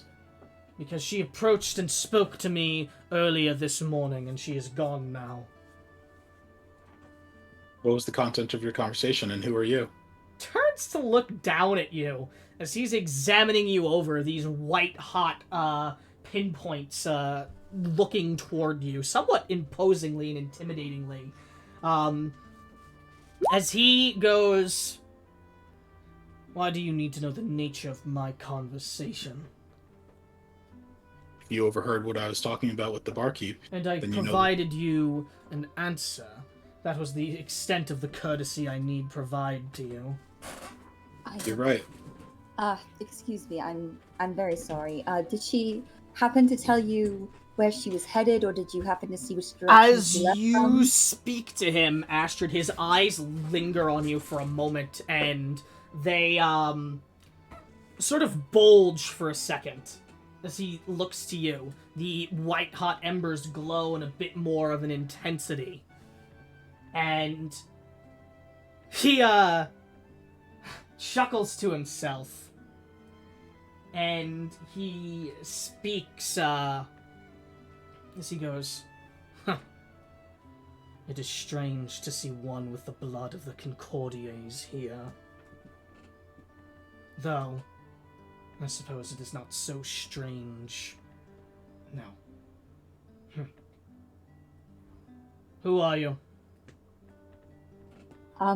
I'm Astrid Concordia. You could tell just by looking at me. I have things that I can tell by sight. And I know the Concordiers. I know their blood. What is it that a Concordier is here in this city of Breline for? Oh, I'm here to assist the mayor and the city with the goblin problem, but something else has sort of cropped up that we're working on immediately.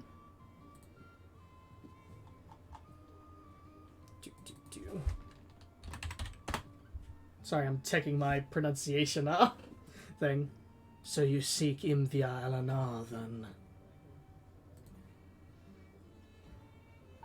Perhaps that is one of the places we wish to investigate in the goblin situation. Yes, the goblins. The mayor spoke to me of such things earlier as well. It appears we have similar aims. They're not quite the same. 1 second. I need to look back in the chat to make sure I'm not confusing names with Tuesday names. Sure. If you're looking for the name you think of this being this man's, Yeah. it is Astaroth, which is also the name, which was also the title or name of Lord Astaroth in Okay, Tuesday. I was just making sure. I didn't want to mess up. No, that's fine. It's slightly confusing. Does he have the title Lord here that we know of? No, you just know him as Astaroth. Oh, would you be Mr. Astaroth then? That is the name I had given to the mayor, yes.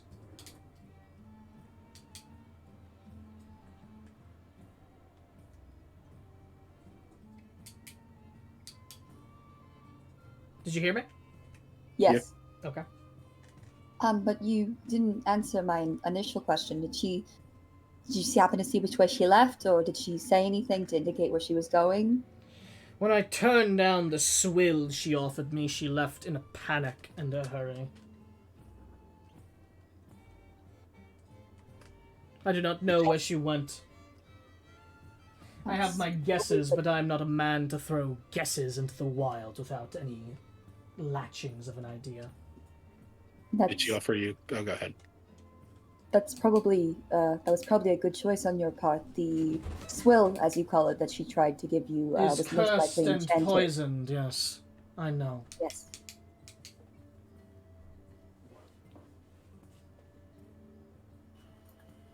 So you knew someone was going around with poison liquid and you didn't think to tell anyone? I knew someone had offered me swill that was cursed and poisoned. Do I look as though I am the lord of this land? Is it my job to keep those that are here protected and well? No, but if someone's walking around offering people poison and you're like, and you catch on, I don't know, seems like the decent thing to do. He stares at you for a minute and he just goes, I have forgotten that others' eyes cannot see what mine can. I did not inform anybody because I thought what she was doing was an obvious ploy and that she would be caught by anyone who could see that. I had forgotten that not all have my gifts. What's your gift?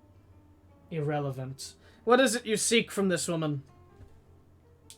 Well, she poisoned somebody and cursed them. And you seek to remove that affliction? Yeah. We shall make a deal then now. You shall let me go about my day, I shall leave here in peace, and you shall not bother me unless our paths cross again on a shared goal. And I will give you the way you can remove that affliction from those you're looking to cure. That actually sounds like a fair deal. If you throw in your guess as to where she went, I'll call a square. Roll a persuasion check. Damn. I have a good persuasion, too. Yeah, that is a shame. She just goes, no.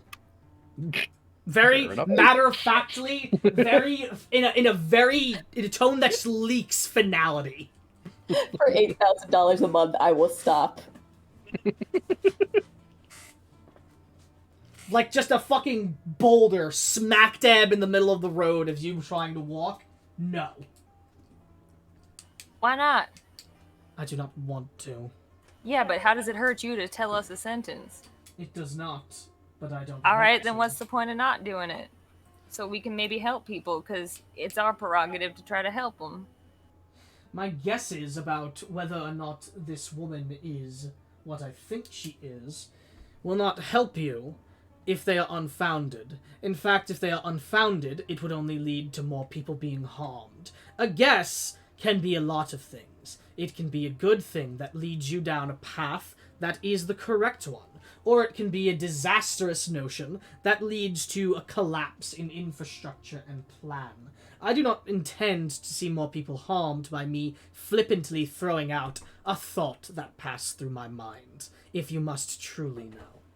I understand your hesitation, but having a better idea of all the possibilities will help us going forward, and we'll be able to be more cautious and expecting multiple outcomes. I assure you, I try very hard not to jump the gun.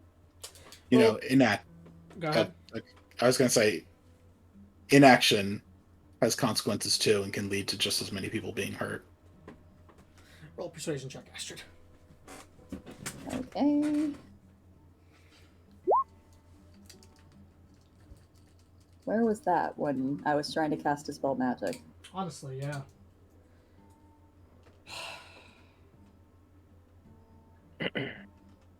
His eye twitches for a moment. He seems annoyed as he goes, "Fine, I will tell you my guess, and that will be included in the deal. Now, before I say anything, we will need to agree upon this deal."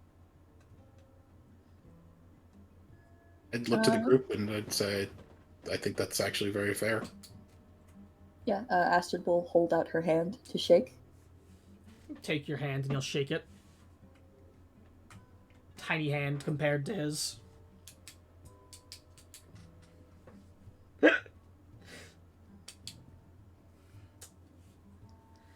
As he goes, "And I will not say a word beyond what I need to say, then. And you will keep to your word and not bother me as I go about my day now. To cure the affliction that is upon your, well, whoever it is that has been poisoned and cursed, there are two different ways. There is one way that will cure the affliction entirely and will remove it all. That method, you will need fresh blood of a slayed humanoid of perceived innocence to be slathered on the individual, covering their entire body. If you do so, and then simply cast a spell into the blood, it will end the effect. However, it must be blood of a freshly slain humanoid individual of perceived innocence. It can have to be 6 hours old or less. The other way? 1 second. That's what I'm trying to find. That was very good. What was the other way? Where is this? Break open an infant like a Kit Kat bar on top of them. That reminds me But of that stuff. infant actually has to be really guilty of something. Lucky for you, Catholics believe in original sin. Find Okay, an yeah, there it evil was. Infant. If you have an item that is attuned to the energies of the lower planes, and you use it as a spell-casting focus to channel the remove curse spell into it, it will dull the effects, but not completely remove it. The individuals afflicted will be sick and unable to be useful for a time, but it will not. But the effects of the curse will halt for at least a month. Then, if you wish to fully remove them, you must recover the item that was used to initially cast this spell. Cast this curse. The curse must be on the individual that laid the curse on the individual. On the people. So, if it is this woman that cursed them, then she would have the item. Using this method, you would only need to find an item attuned to the lower planes, use it for the remove curse, and then find the woman and break the item. Thank you. That's very helpful. And that is all I have to offer. He turns to look at the barkeep and goes, "Whether you Wait. Oh yeah, that's right. No. No, he had to say one more thing. You're correct. Yeah, he okay, I thought he was he wouldn't have done that. He wouldn't have done that. Okay. Now, if you want my guess onto this woman's destination, I shall provide it. But know that it is a guess. I do not know, in truth. But darkness clung to her as it does one who has been roped into a Hexer's grand scheme. I believe that she is likely involved in whatever mess goes on with the goblins at Invia Alanar currently. And I am going to go get to the bottom of that now. Turns to look at the barkeep and goes, "Whether you take the money or not, I do not care. It is for you and the services you provided me." As he then turns to walk out. Before he does, you see the door to the back swing open, and a stout, very well-built dwarven woman would step out with long flowing orange hair and a thick orange beard as well. Steps out dressed in what looks like chef's attire, very clearly the chef of the establishment, with what looks like bits of food and other stuff you'd expect from the chef on her. As she goes, "Oi, before you go, heading out are you without saying a word to me? What a shame." As he stops and he goes, "The money was intended for both of you. And that was all I had to do in word of gratitude." She goes, "Aye, but before you go," and she walks up to the counter and puts out what looks like a wrapped thing of food and goes, "If you're hitting the road, you want to take this with you. You look a mess. You thing. Well built, but you really should be eating better." He just stares toward her. These burning white hot coals of his eyes for a moment. Walks back over to the counter and picks up the wrapped meal and goes, "It shall be better than eating bread scraps on the road. I will take it. Thank you." He stows it away. As he stows it away and moves his hand out, you can see that the hand he picks up the food with is covered with a dark gauntlet over his arm. As it just covers his hand, as the tips of the fingers are very much sharpened and spiked to this dark gauntlet. As he picks the food up and stows it away and goes, "I thank you for your hospitality. Now I must tend to what I'm here for." As he goes to walk off toward the exit of the room, unless any of you say anything to him. We might see you later. Says nothing to that.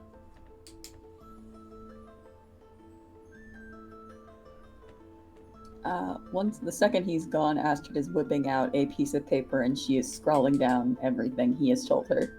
Okay. He does step out, and you begin to do that. Alright. As that dwarven woman shakes her head and goes, strange man, that is. Bit like a brick house, let me tell ya, but looks like he does not, really have, anything to back up his, physique or his appearance. I mean, what the fuck is this? She turns to look to this thing filled with platinum. Why's he going around looking like that when he has this much money? As the, halfling, goes, "We should really return that to him, don't you think?" And she just goes, "Fuck that!" Starts scooping up the money. Good for her. I'm getting us new kitchens. I'm getting us new kitchen utensils for that one. We're gonna be the best cooks in town. She goes to walk into the back with the sack of coin. She just sighs. Can we help you out with anything else? Do you happen to know his first name, or is it just Astaroth? Said his name was Astaroth. Or, he said, I am going by Astaroth. You know, we get people here who are from all sorts of different walks of life, so we don't like to question, you know, stuff like that.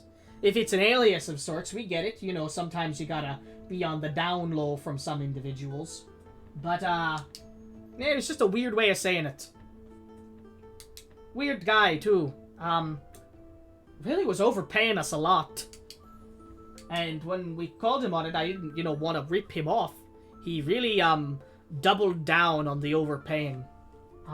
If I'm gonna be honest with you, as he, like, pulls in a bit closer, he goes, I don't think he knew the prices of things very well, and he was really trying to just play it off like he was, leaving extra money because he wanted to. Well, I mean, that's something that can be difficult for some people, so that's fairly understandable. I mean, sure, it's fairly understandable if you don't know the prices of things. Sure. New town, new environment, I get it. Nah, we all don't know the up and ups in every city. But, I don't know, it seems a bit prideful to act like you knew all along and were just leaving the money for, you know, just doing it. To me, that sounds more like embarrassment rather than pride. Well, pride and embarrassment go hand in hand, don't it? Don't you think? Did you happen to notice any preferences he had? Oh, he ate a lot of meat. He ate a lot of meat. A lot of meat, yeah, a whole bunch. Well, look, he was so honest with you guys, and, well, it was a strange customer. So maybe I'm being a bit of a bad business owner here. But, I did see him gobble down a bit of raw meat while he was here, completely undercooked. What about drink? Did he have an alcoholic preference? Didn't drink alcohol. Interesting. Really liked, grape juice, though it seemed like he'd never had it before until, we gave it to him here when I asked him if he wanted any juice. So just grape juice, not wine, just unfermented grape juice. Just grape juice. Asked him if he wanted any drinks, alcohol, or juices. Said he didn't know what a juice was, gave him some grape juice. Drank it. Seemed to love it. May I have a bottle of grape juice? Sure. I like grapes. That'll be a copper piece for Yes, the whole of bottle. course. She'll pay too. Oh, tipper. Not nearly as good of a tip as him, but I know. You can't. It's really tough to follow. Well, you can't play up with that. He did just give us about 5,000 gold. So he hands you two copper pieces. Is 5,000? Probably a bit more than that. I just turned to Astrid and this is what? Yes. It's a lot of money. I'm sorry, but how do you make a lick of sense of that? About the number 5,000? There can't be that many. Well, no, because it's platinum, so there's less. That would actually be about 500 platinum to make 5,000 gold. I just turn to the bartender and be like, I would also like some grape juice. Oh, do you want a whole bottle? You want a whole bottle or you want a cup? Bottle. Copper piece.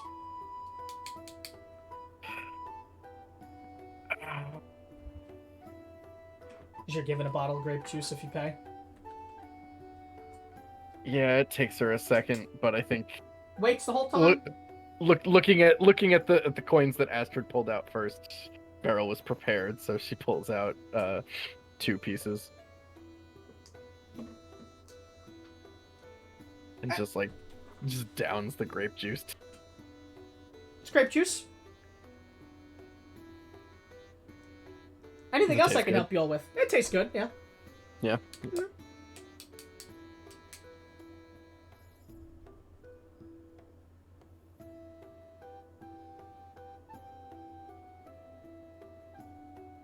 He said anything else. Anything else he can help you with? Did he mention what his business in the city was at all? Oh, no. Didn't say much, but we don't really ask. We don't like to incriminate ourselves if someone's, doing some things that's a bit below the bar. No, of course. He says with a knowing and conspiratorial look. Does he tap the side of his nose? Thank you. You have also been very helpful. Oh, sure. Just keep it on the low. Don't get anybody in trouble. Don't be getting anybody in trouble for what I told you with that man. I don't think he'll be a problem.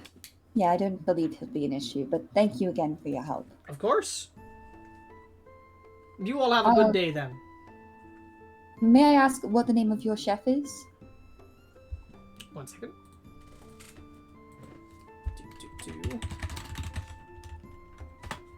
Need to pull up my thing.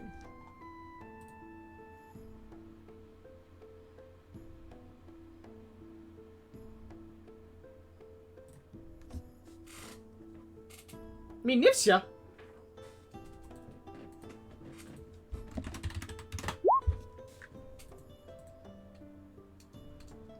Nisvia? Yeah, Nisvia.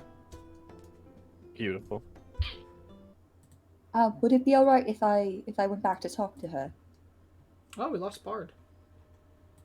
I will remember. I'm not even gonna fix this Roll20 setup because of how much little time there is left. I'm just gonna start playing the music myself. That's loud. If you all want the link to the playlist I'm using right now. He goes, you're not gonna make a mess of things or keep her distracted from work too hard, are you?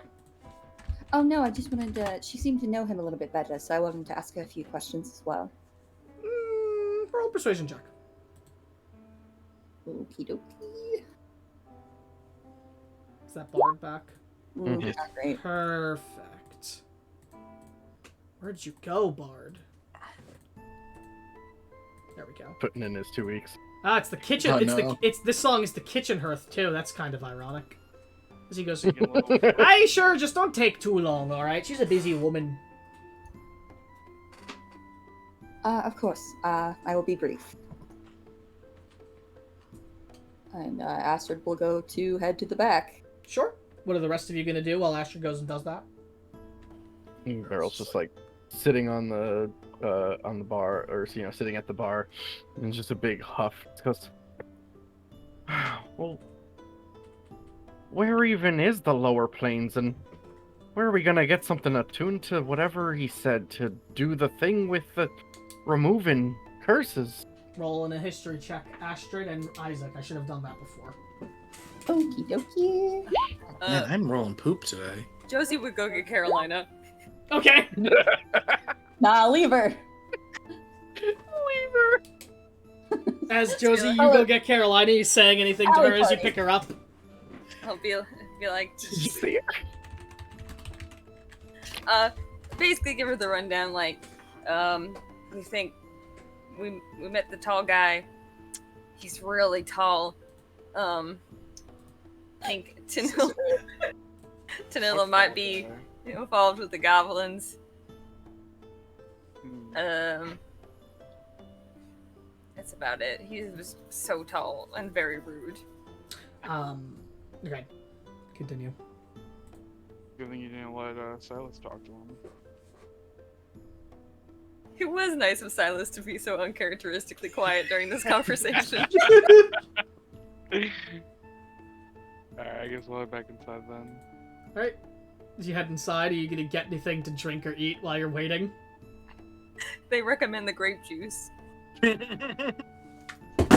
I guess I'll have a glass of grape juice if it's recommended. If you're just gonna get a glass, they're not gonna charge you. Okay. They kind of have a bit of a monetary boon going on now. Astrid, you know that the lower planes are is a term associated with a theory of cosmology regarding the way that the planes are laid out. That the material plane is at the center, and that it is surrounded by the elemental planes and inner planes, and then there are it's the Great Wheel cosmology is what it's called, and the lower planes are a part of it, and the most famous lower planes are the 9 hells and the abyss. Isaac, I'd say that the 9 hells and the abyss are lower planes, but you don't know anything more about the lower planes like Astrid did. Okay. That it's part of this Great Wheel cosmology and other sorts of things. But that Beryl said that Astrid's going into the back. As you go into the back kitchen and you find yourself in a large kitchen room, it's hot in here as food is being cooked and made. As you see Nizvya and what looks like 2 humans, a man and a woman, who are assisting her, seem to be the assistant chef. And she looks up and she goes, "I heard you coming from back there. What do you want? What do you want to ask me?" A bit rude of him to let people come and interrupt me during work, but that's how it goes. I just wanted to know if you had any additional information about Astaroth. What do you want to know about him? All I know is he's a strange fella. You were very friendly with him, so I wondered if you happen to know any of his personal likes and preferences. Oh, well, don't like seeing folk coming into my place looking as down and as they do. The guy looks like he's down on his luck. Supposedly was only eating bread scraps for weeks, and I can't take that. I'm a chef. I want to feed people. And, sort of insisted that he ate actual food.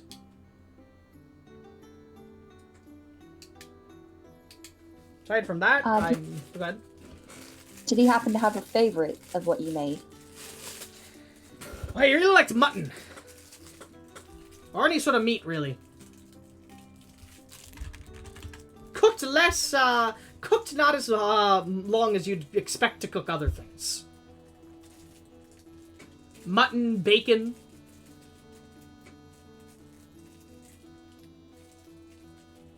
You said he seemed down when he first came. Do you mean emotionally or just based on his physical appearance? Just on his physical appearance, look at him. Emotionally, he seemed weird. He seemed kind of out of place, Tall guy like that already seems a bit out of place, so it's a bit unfair for him. But, carries himself the way he does, acts the way he does while he's dressed. And he really doesn't seem to know his way about, urban life here.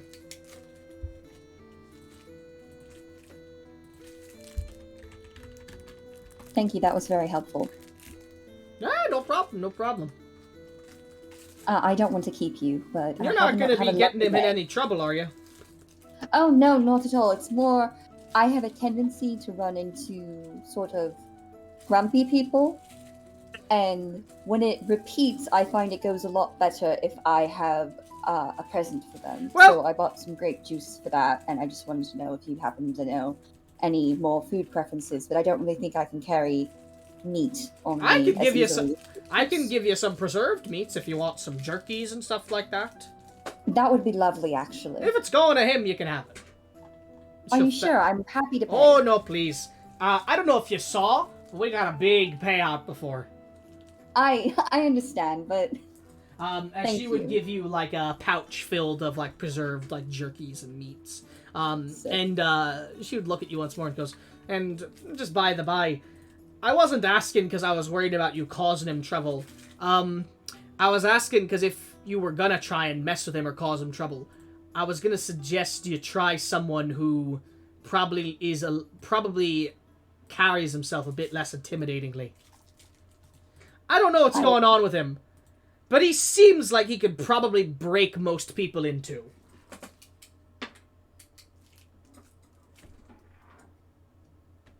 I also got that impression, but thank you. Alright. Just wanted to make sure. Don't want people getting hurt or killed on my behalf, unless that's what they're trying to do. She says with a wink. And then,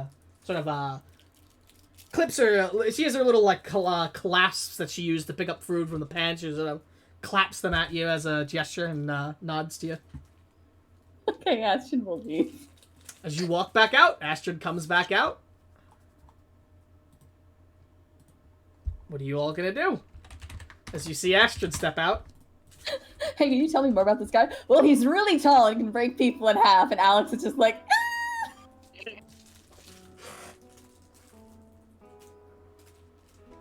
We should report our findings to the mayor. Tadilla is probably long gone out of town, and at least we have a bit of a lead. I guess, but it's better than nothing. Oh, I thought we were going to continue. That's why I wrote everything down. I was going to use one of the ravens to send it back to the mayor. I mean, we could do that too.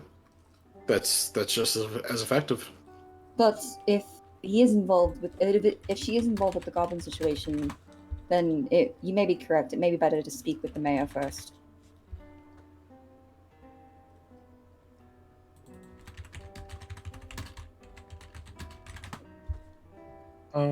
So what are you gonna do?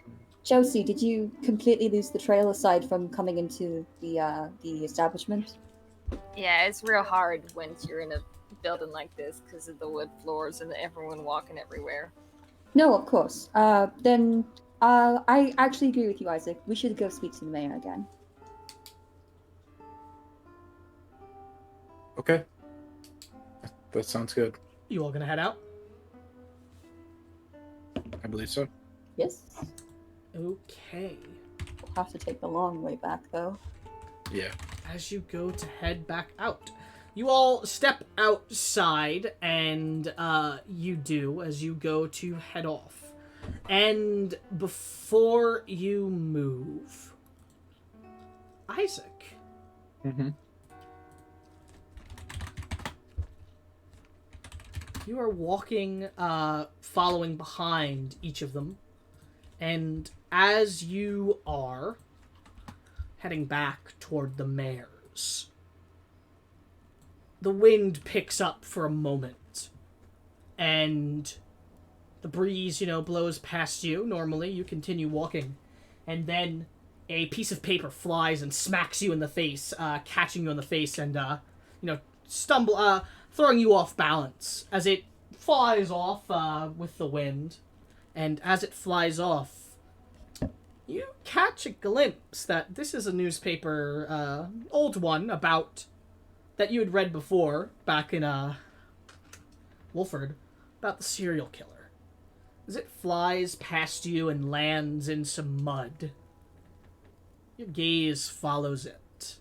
And as it does, you see an individual walking up a set of stairs into a building, dressed in a fine yellow suit, as he walks past the threshold door of the building and shuts it behind you. As he walks inside a building made of brick, called the Elders' Tinctures. Elders' Tinctures.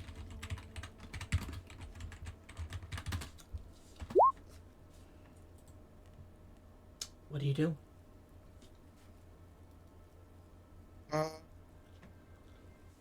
You guys go on without me. I gotta check something. Are you sure you'll be able to find your way back? Yeah, it's basically in the center of town. I could find my way back. No, this sounds like a bad idea. There's no, it's fine. There's just something I gotta check out.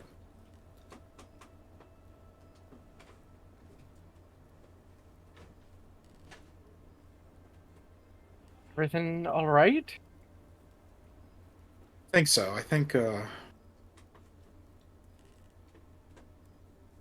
so.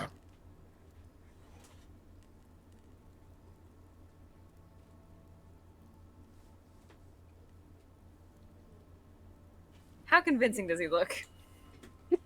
Isaac is looking in like he's barely even like acknowledging you. He's looking at this building. If you look to where he's looking, you'd see the building with the Elders' Tinctures as the signpost outside of it.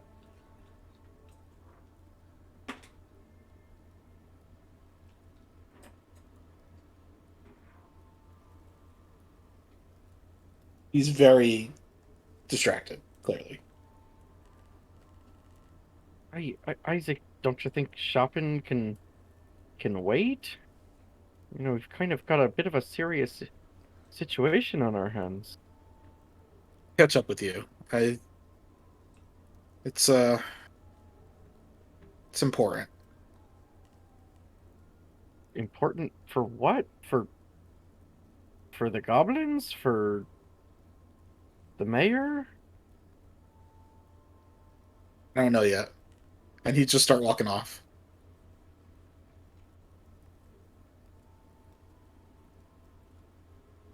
You all going to follow after him or continue back to the fort? What are you doing? Wait,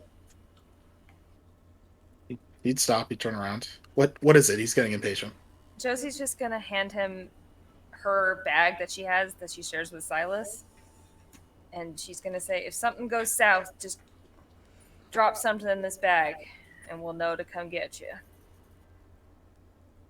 Okay, that's fair. That's not attunement, is it? Fuck.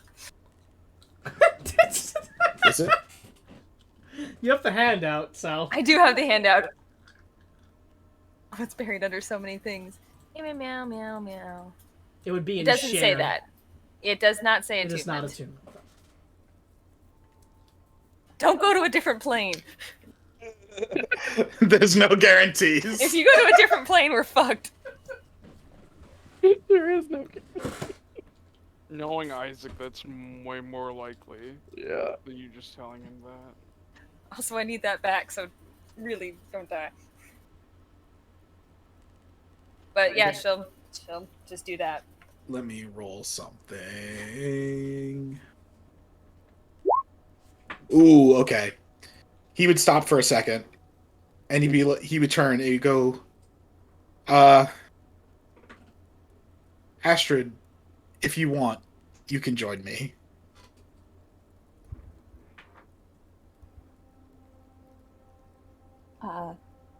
Very well. I will meet you all back at the mayor's. She'll give the note to whoever is closest. It's simply everything we found, the 2 methods of stopping the curse. I will keep Isaac out of trouble, best of my abilities. Sounds good. Right. Everybody's like, "Oh, Master's there. It's fine." Errol's just like quickly seeking another hand to hold. I'll have to put up my hand for Beryl. Take it readily. Boy, I hope we don't have to convince anyone of anything. Well, I'm pretty good at persuasion. Also, Silas has been very personable today. So are you guys splitting and heading different directions? Yeah. Yeah. All right. As Fucking Isaac and splitting the Astrid party. walk inside the Elder's Tinctures, swing open the door as a bell rings, and that's where we're gonna end session. Hell yeah. Never seen again. As we'll Yeah, pick, you know that thing that literally every D&D group says not to do. as we'll pick session up next week. We are in the middle of the city during the day. At where we left off with Isaac and Astrid at the Elder's Tinctures. Hope everybody had fun. Hope anybody who watched along on Twitch enjoyed. And I'm going to end the stream now.